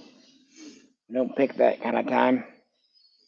But yeah, the 74s were really cheap to get into before everyone kind of got into them, and then they dried up, and so it goes. But I will say this: in recent years, we've been living through the best time for 5.56 AKs. The Baril, the various Estavas, even the WBPs. There's been better 5.56 AK offerings in the past 5 years than ever really before.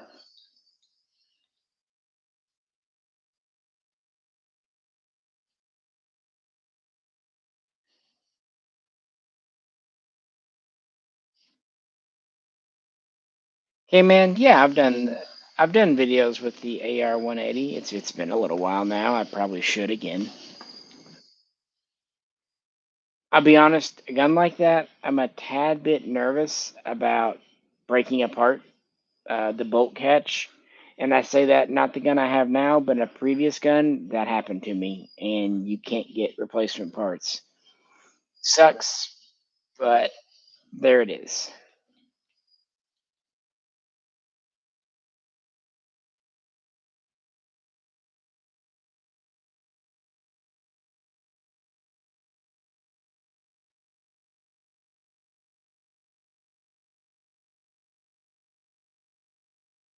Yep, red Red Zeppelin. That's exactly what you should do.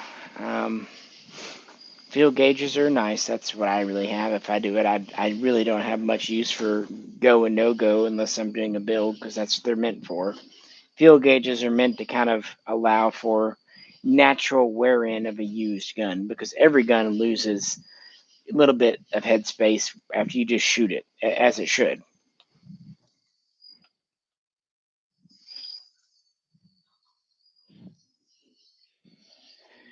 Yep, well, that's about. I guess I bought my first PSL maybe in '06, but same time period, same price point. Yeah, they were 700 for the scope and 500, or excuse me, 600 without the scope. Then there were those really cheap ones like the Centerfire had that were more like 500 with the scope, but they only came with one mag, and those are usually on US receivers because those were actually the ones that Century accidentally imported with the third no pinholes, so they had to cut them up and rebuild them here on new receivers.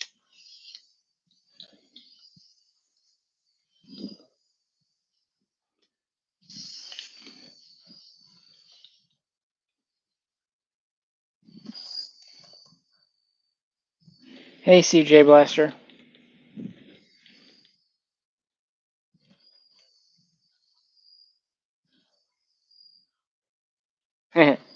Yep, I remember the SKS crate days. Your choices were Chinese or Russian. What's funny is back then we didn't have Yugos. I remember when the Yugos came in and everyone was really excited about those because they had grenade launchers. And that was really cool because it was during the assault weapons ban. So it was like this is a way to have a relatively modern gun, quote unquote, with a evil feature.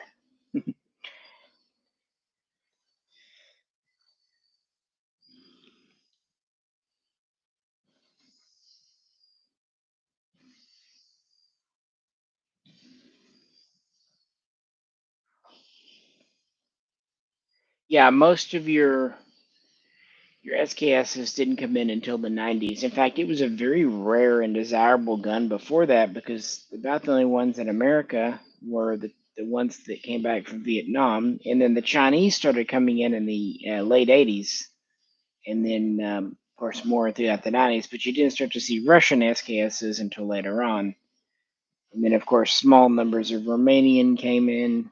And then about 2003 were the Yugo ones.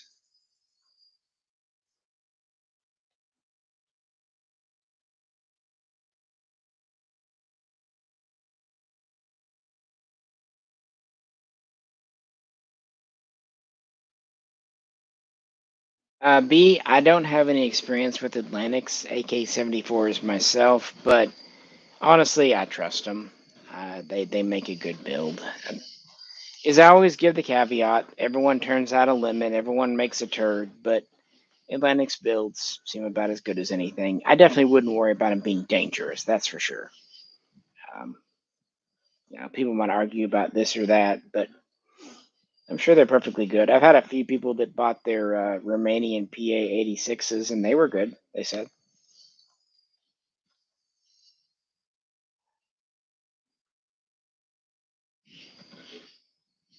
No, I don't know Gene, but yeah, the ones like I've got a friend's got a similar Century imported 1A1, which is Indian, although it came out of the UK. Kind of interesting. The one friend has an FN import. I believe it is a Browning marked import. It's on a Type 2 receiver. Um, you don't see many of those. Soon they went to the Type 3s, but it's a Type 2. It's got a Type B flash hider, but a standard bipod cut barrel, standard polymer furniture, low sights. Kind of an interesting jobber there. I've seen a couple of those over the years.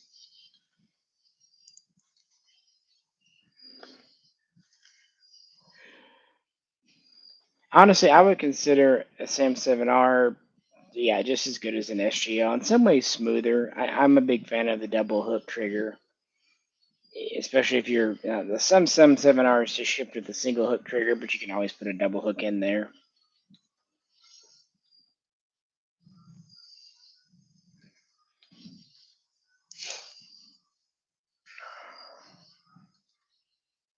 Yeah, those 2014 hex guns. That was about the last time. That's when I also got one for Jay. I got a batch in. That's where I kept one because it was an extra goon, and I thought that was kind of neat. But the last time that they were in a really nice matching, usually with bayonet 9130s to come in before they just really started to dry up. But to be fair, they had a good run.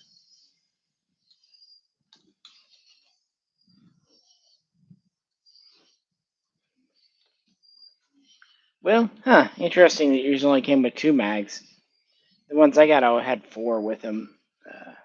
To fill the pouch up, but no, they were never serial matching. They usually had serials, but they didn't match the guns.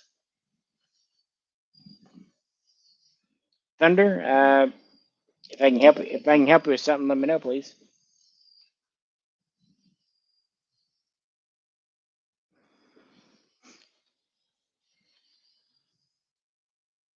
Kingdom, a lot of the early FAL prototypes were in interesting calibers. You had the 8 millimeter Kurz. You had even some work with 30 caliber carbine.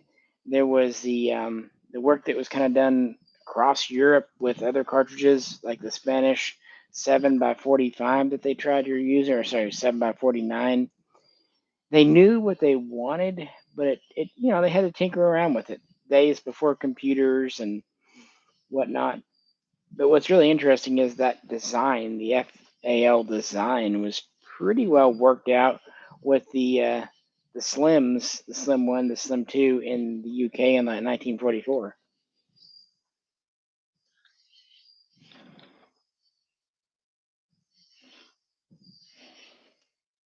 Oh yeah, they definitely did give away M44s. You could get right out of the crate Russian ones for $50.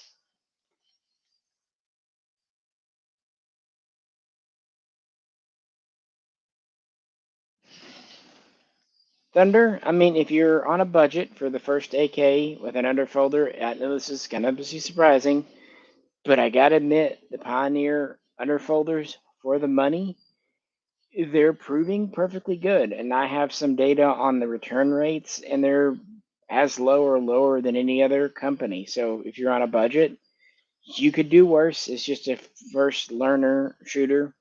If you can spend a little more, the Zastava underfolder, I like the new one that came out. That's a really nice one. Periodically, batches of Romanian Wasser underfolders come out. I think one did this year. The only thing I know about the Romanian, they only lock on the left side. They're the AK style folder, not the AKM. So they're not as rigid. Plus, they have the more downward sweep to them. Some people hate them, some people like them. Kind of your choice. Moving on from there, there's all kinds of kit builds you can do for sure. And of course, if you really want to spend money, Arsenal had a batch of milled underfolders this year as well, but they were like $2,000. So yeah, it's kind of anywhere starting off at like $800 for a Pioneer up to 2 grand for an Arsenal. It's kind of what you need to spend. Yeah, I wouldn't get a Century M70 AB2 though. That's a kit build. I'm trying to direct you towards guns. I suggest anyone with an AK, don't buy a kit gun built from used parts. Get an all new gun, guy. It'll be better. Later on, you can get into kit builds once you've learned.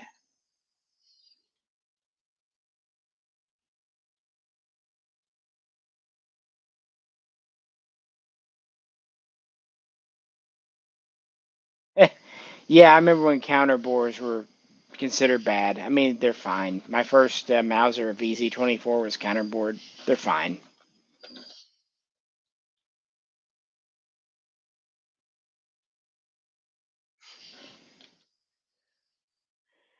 Yeah, well, the SKS is really cool. I'm glad it's getting love now. It was kind of poo-pooed upon for years as not an AK, but kind of an AK. A lot of people tried to use Tapco and ATI stocks to make them into AKs. It is what it is. It's a really neat gun.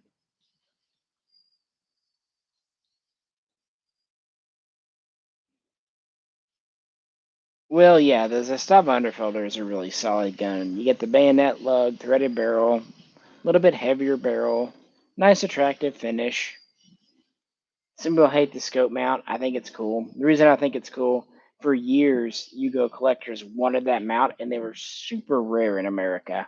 So to see a formerly rare part that people paid hundreds of dollars just for the mount for in the past, just kind of come free on a gun, it's not a bad thing.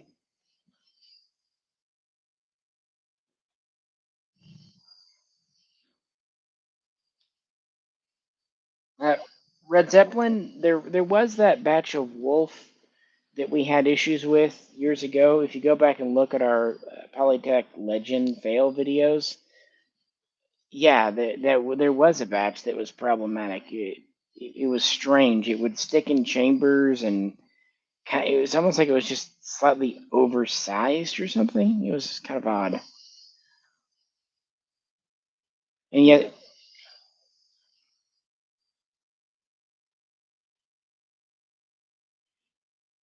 it was 76239. Never had any outer battery discharges, but had some other strange issues. You can check out the videos.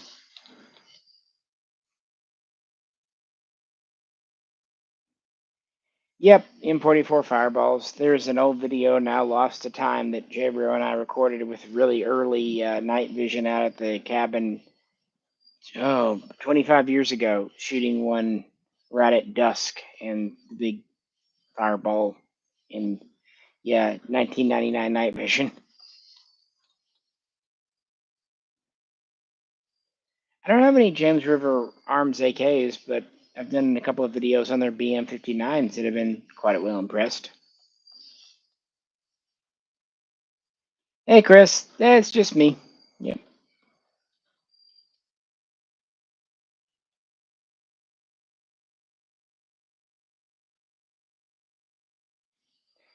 B, just be patient. There's a ton of SKSs out there, thousands upon thousands. You'll come across one.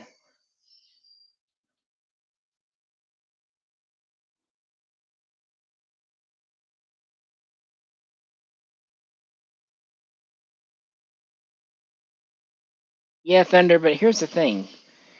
M70AB2 is built from used parts, US receiver, US barrel. Or you can buy an actual Zastava with the original receiver and original barrel and new parts. The only thing you don't get is the grenade sight.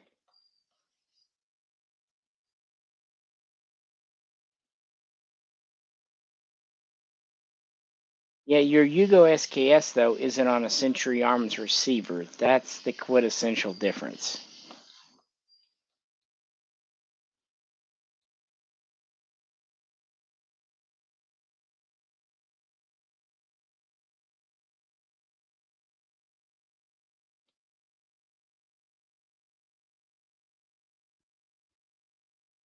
Isn't doing a lot with it. Not a lot of new models. It's just kind of hanging in there. But all the talk I hear now is the Stava with a smaller amount for WBP and whatnot. Even I hear more talk about Pioneer these days.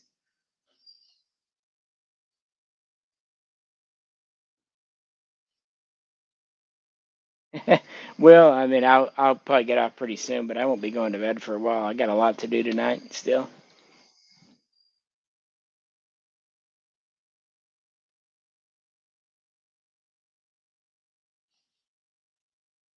Exactly, Skinwalker. Sometimes the Century builds were great.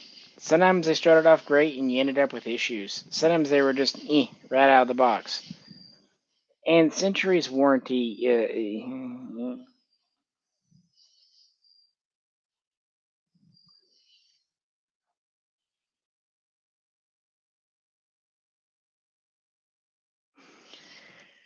and oh yes, the Tanto situation. Oh lordy. Oh well, years in the past now.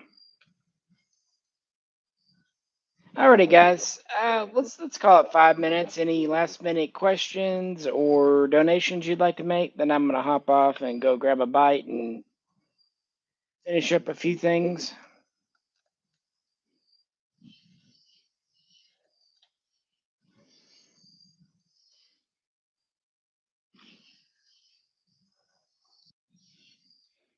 So yeah, a few minutes notice here. So any last minute stuff you'd like to do?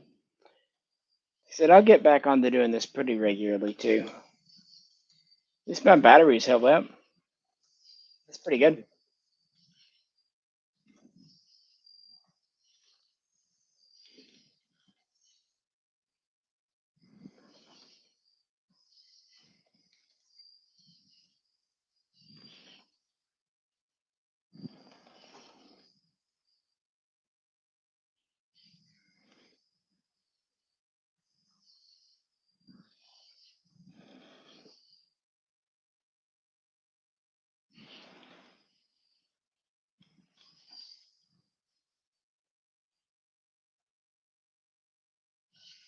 I had to refresh the page, so I'm just finding my spot again.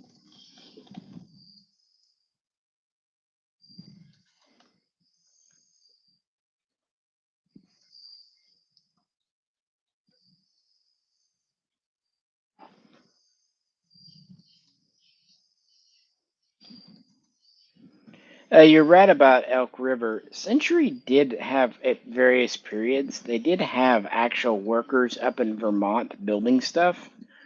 But yeah, a lot of that was outsourced too.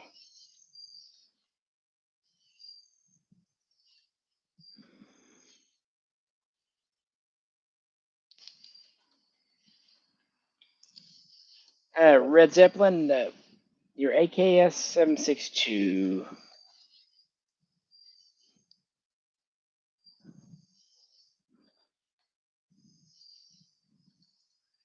I mean, I'm assuming you mean a milled.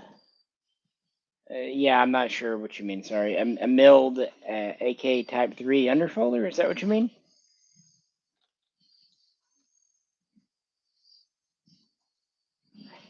Yeah, well, I'll be around. I appreciate you hanging out tonight, Will.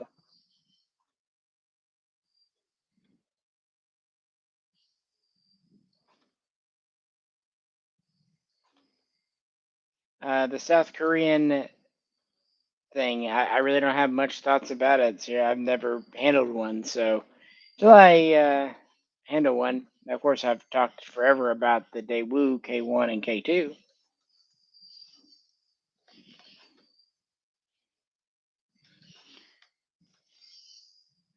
Good night, Blaster.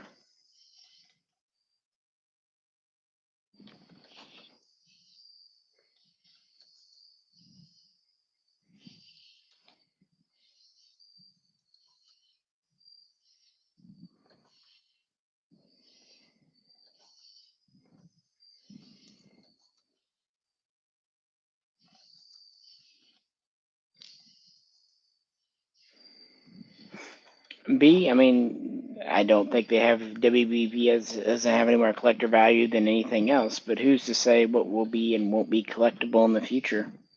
At the same time, isn't shooter value enough? Just having a good gun you can shoot, accuracy, reliable, good looking AK. Something to be said for that.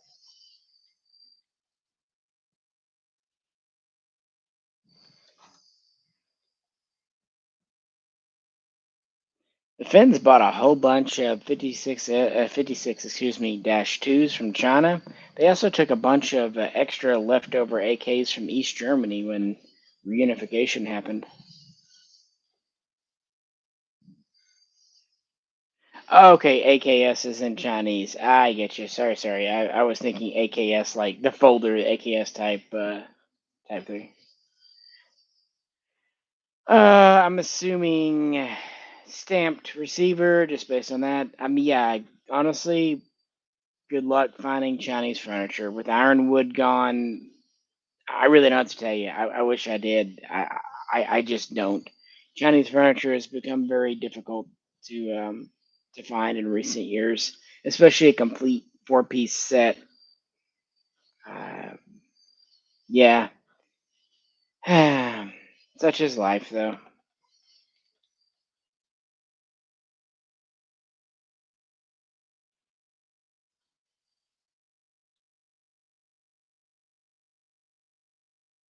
Actually, SOFA WBP is not commercial. They've had military and government contracts now.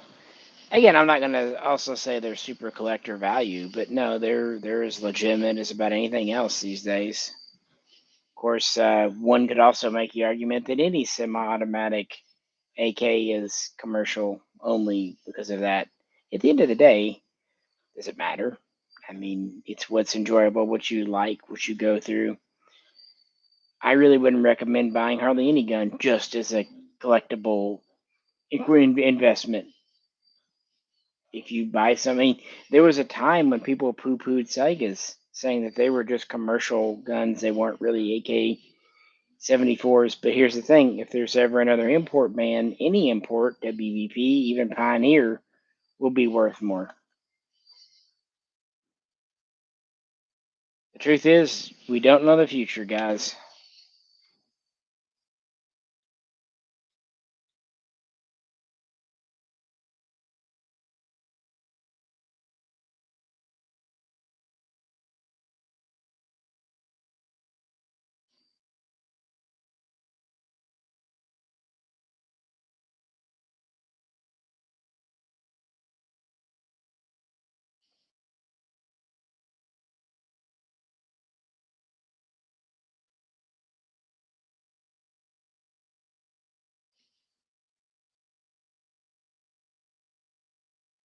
B, I'm not sure which gun you're asking about. I will say I've got one of the pre-production WBPs that first came in when the rifles started doing, and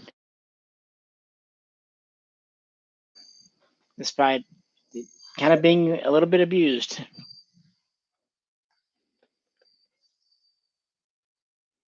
Yeah, I mean, yeah, it's I'm not going to argue what things are because it's absolutely true that commercial is commercial, but it doesn't really matter.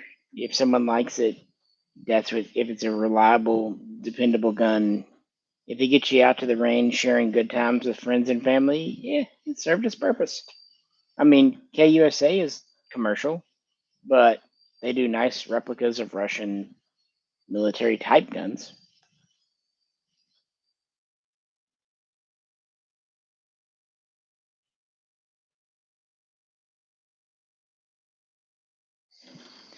The problem with getting Chinese furniture to fit it properly, you really do need furniture meant for a Chinese gun.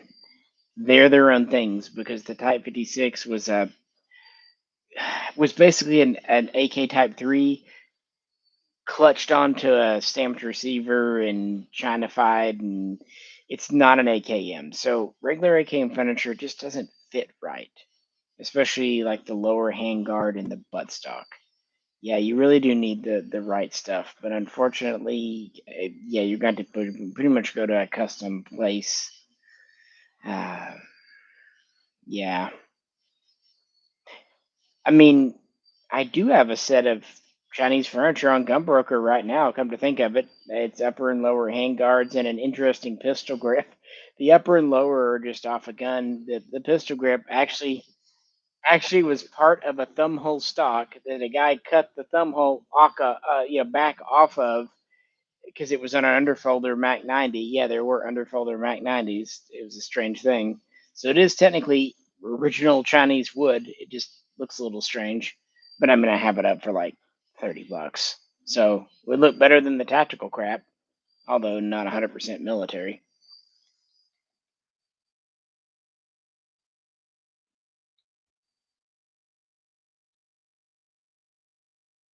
Yeah, I put a lot of rounds B through a lot of WBPs from that slab side. I recently did to a couple of the earlier ones. Like I said, I've got one of the pre-production models that came out when they first started coming in.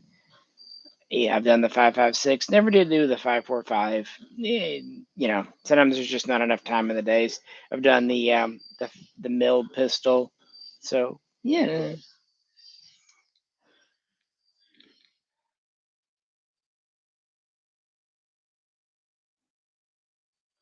there are ways to tighten up the gas tube. I've got some other guns that are like that too. It bugs me. I know what you're saying, but since it is a stamped piece, you can ever so slightly move it up and twist it. Just slightly tweak it inward. But you're not the only one that bugs. It bugs me too.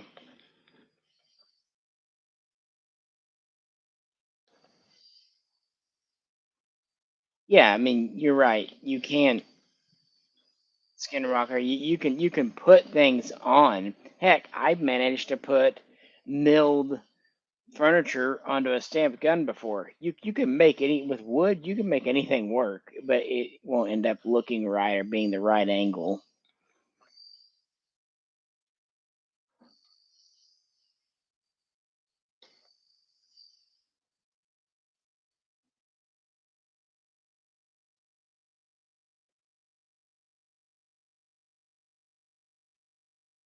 Sierra, you're assuming no one has attempted it. Here's the problem: they have. The ATF hasn't allowed it.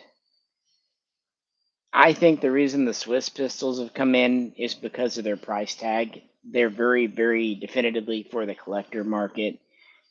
I also sometimes just think some of the guys at ATF like Swiss guns because they have not approved AKs that were attempted in a similar fashion.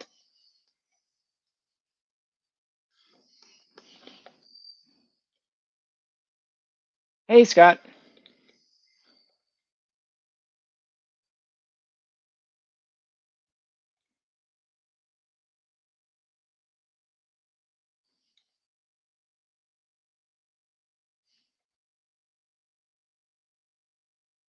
Yeah, I haven't really found an issue with the triggers on the new WBPs either.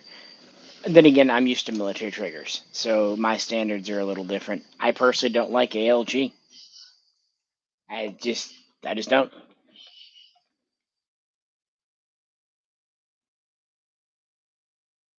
Yeah, Skinwalker, the ATF has been weird for a couple of years. It's not.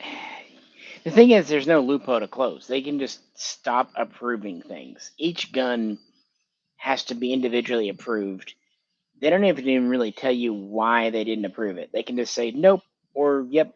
If you've got a decent agent, decent inspector, they will tell you why it's being denied and give you tips to make it acceptable. But they don't have to. So they can just stop doing approvals and it's an effective ban. But yeah.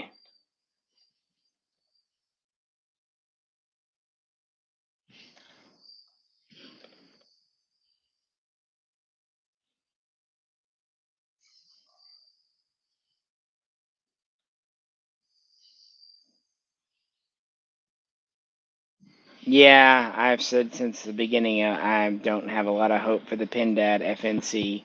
I would absolutely love to be wrong. Please, I'd love to be wrong, but I don't see it happening. But if it does, great.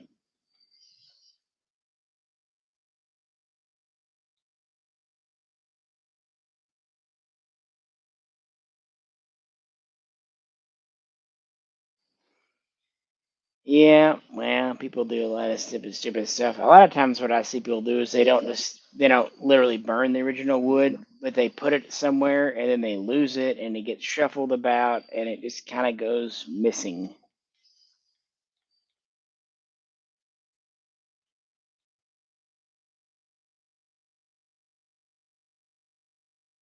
Sierra, I mean, if I get a chance to buy a pin at FNC, absolutely, but gotta have that chance first.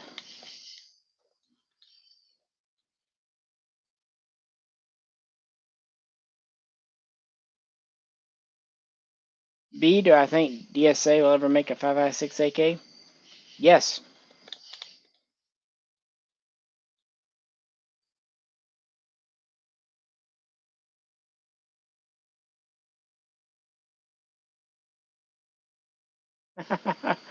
I don't know if you could mount a vertical grip to your suppressor, not your gun. Uh,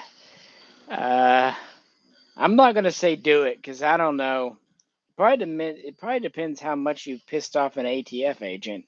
I mean, it's not like they're out there popping people for putting vertical grips on pistols anyway. I'm not saying do it, but it's kind of one of those things that they hit you with when you've already either broken other laws or have just really pissed off someone. I would say the big ones are, no unregistered suppressors, no illegal machine guns, no illegal SBRs.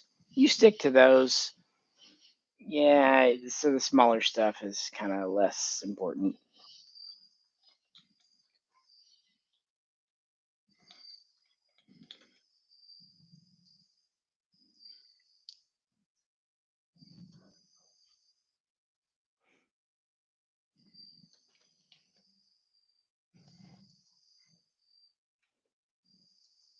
You say a downscaled FAL.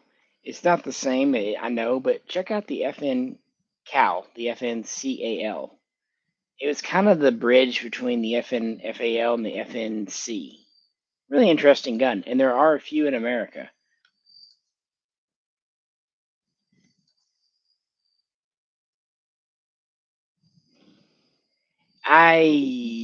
I don't know if it's not mounted to the gut, but your suppressor is. Man, I mean, uh, I don't know. They can they could say you're using it. I don't know. I really don't. And they probably don't either. Shut up, Red Zeppelin. You know what I meant. I said short barrel. Are you okay? Fine. Short barrel shotguns too. No sawing off your 870 and going Bonnie and Clyde.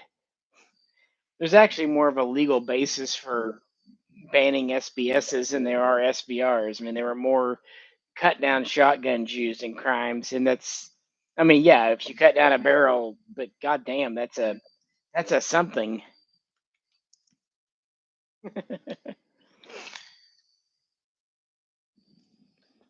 Yeah, the cow's cool. Uh, Kind of reminds me of the handful of SG 540s in this country. Oh, I remember the Romy Dom. People would cut them down to those little fin grips, the shark fins. They do all kinds of stuff. Oh yeah,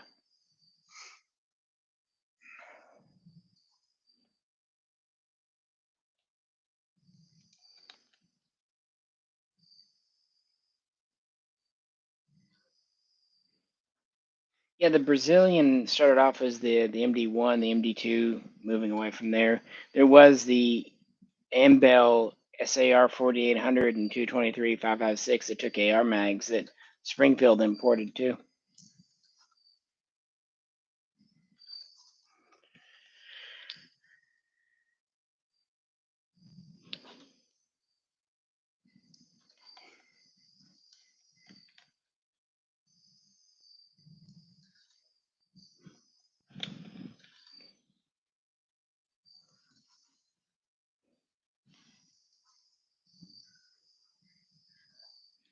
I can honestly say I never put Tapco on my AKs.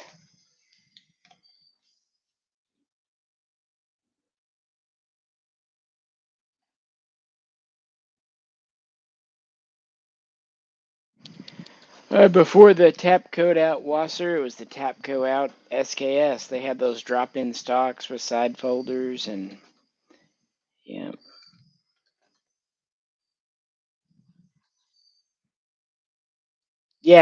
Go ahead. Go ahead and saw off your Stevens. Yes, that's great. Yeah, do that. That's exactly what I said. Uh-huh.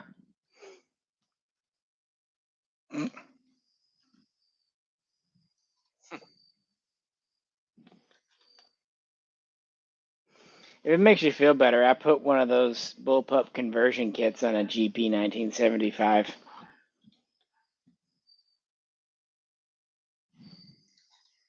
Why didn't the Femme five?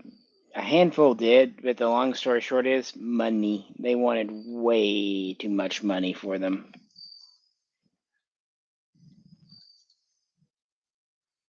All right, guys, last go on questions because my back's hurting. And again, if anyone could toss a couple of bucks, I'd appreciate it to close out the evening. My own, and it's past midnight. Appreciate you hanging out, though. It is a nice evening out. Like I said, needed to make sure the live stream was working good.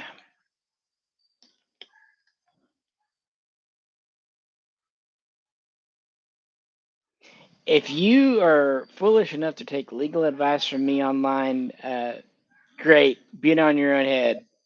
Luckily, I am in no way a lawyer or saying I'm a lawyer or certified by the bar, so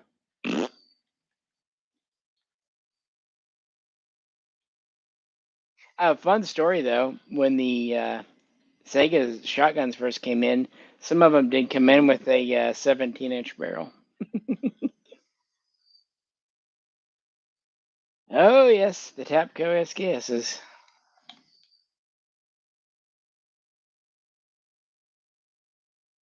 I've checked out the H&Rs a little bit. They've got a lot of models and stuff, but I mean it's basically at least a Nodak receiver, so that's a good thing.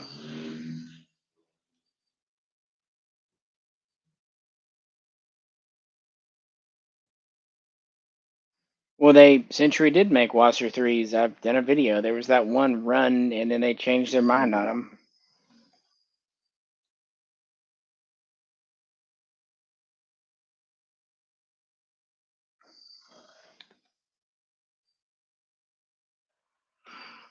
Oh, and not just the Tapco stocks. Remember the Tapco 30 round mags? Oh, those are just as ugly, maybe even uglier.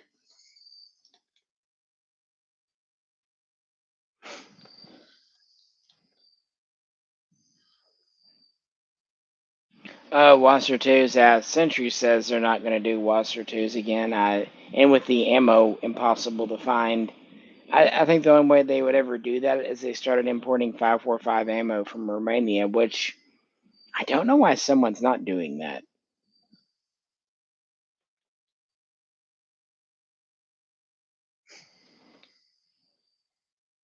Yeah, I had one H&R M16A1, or maybe it was an XM16E1 style in briefly. Didn't have time to do a video. I think I did shoot it once on camera, but didn't have time to do a full video. It sold so quick.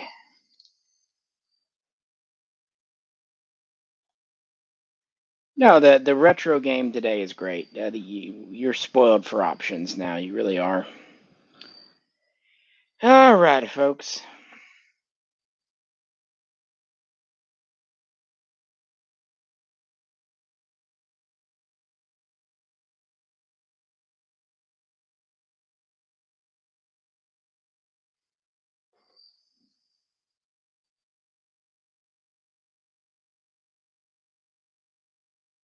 I mean, honestly, RC, everything's gonna have issues, especially from Palmetto. I mean, it's a mass-produced gun. One doesn't bug me.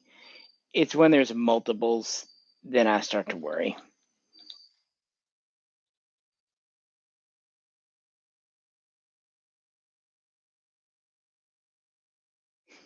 Yep, I did say that, Sofa. You're absolutely right. Because back then I asked them on that interview and they said they wouldn't. But, something changed their mind and turns out I was wrong.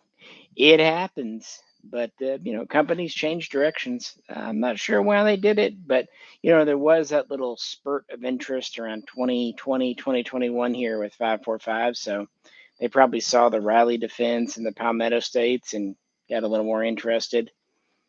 Hmm, It happens.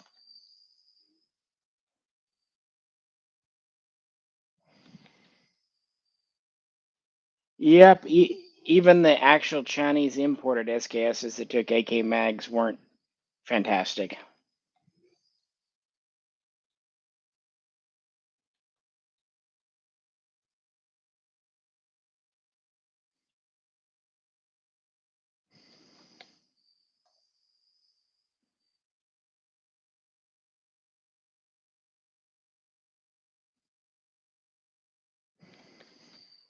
Okay, I'm not sure what Big Mad's on about.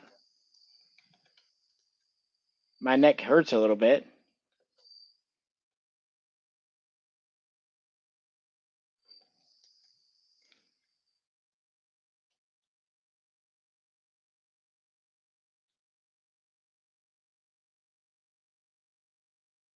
Good point, Skinwalker. Could be. Could very well be. It's like, why did China do some 545 guns right at the same time North Korea adopted 545?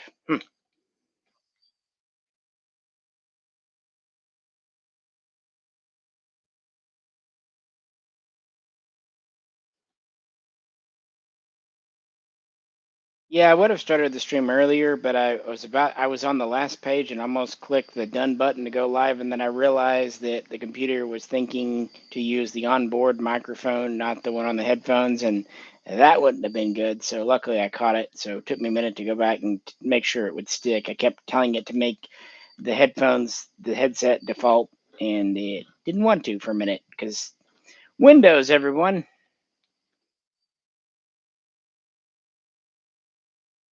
Yeah, Skinwalker, I'll be doing this again pretty soon. Might go back out to the cabin next Friday.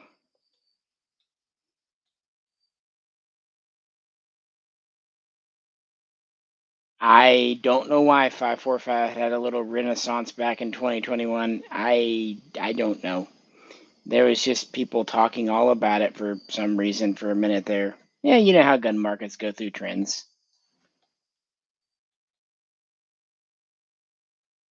Big Matt, I don't mind. I just a little strange. Although, in hindsight, I think you're talking about the presidential race and all that stuff. So, whatever.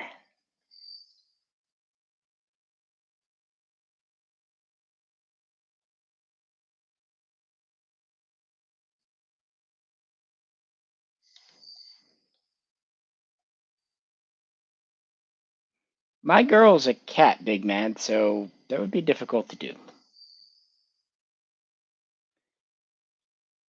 Yep, Skinwalker. That's the crux of it. Every time stuff comes in, like the 104 FRs and URs, after the initial surge, people buying them, then they go on clearance. The same thing goes with the Wasser too. It's one of those things that, yeah, people just talk more about than actual want. Oh, I love the round too. It's a boatload of fun. That's why I bought my first one over 20 years ago.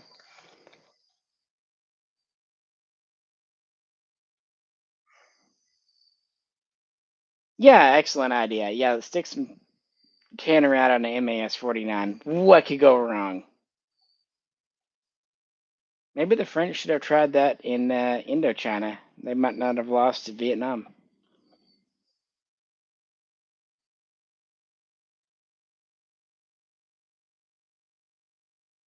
I really do like the P99 Final Edition. I really do.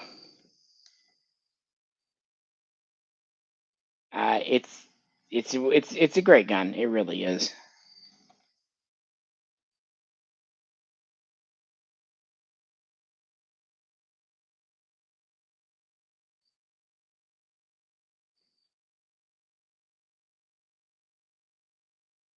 Yeah, and now that the P99s are out of production. Now you're going to see everyone loving the shit out of them. I've always been a fan. I bought my first one a long time ago, and that it fits my hand perfectly.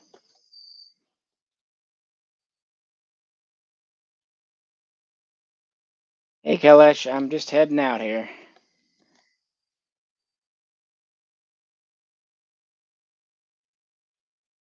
Alrighty, folks. Sorry it was impromptu, but at least it worked better this time. So what I need to do next time is figure out a way to have the comments read.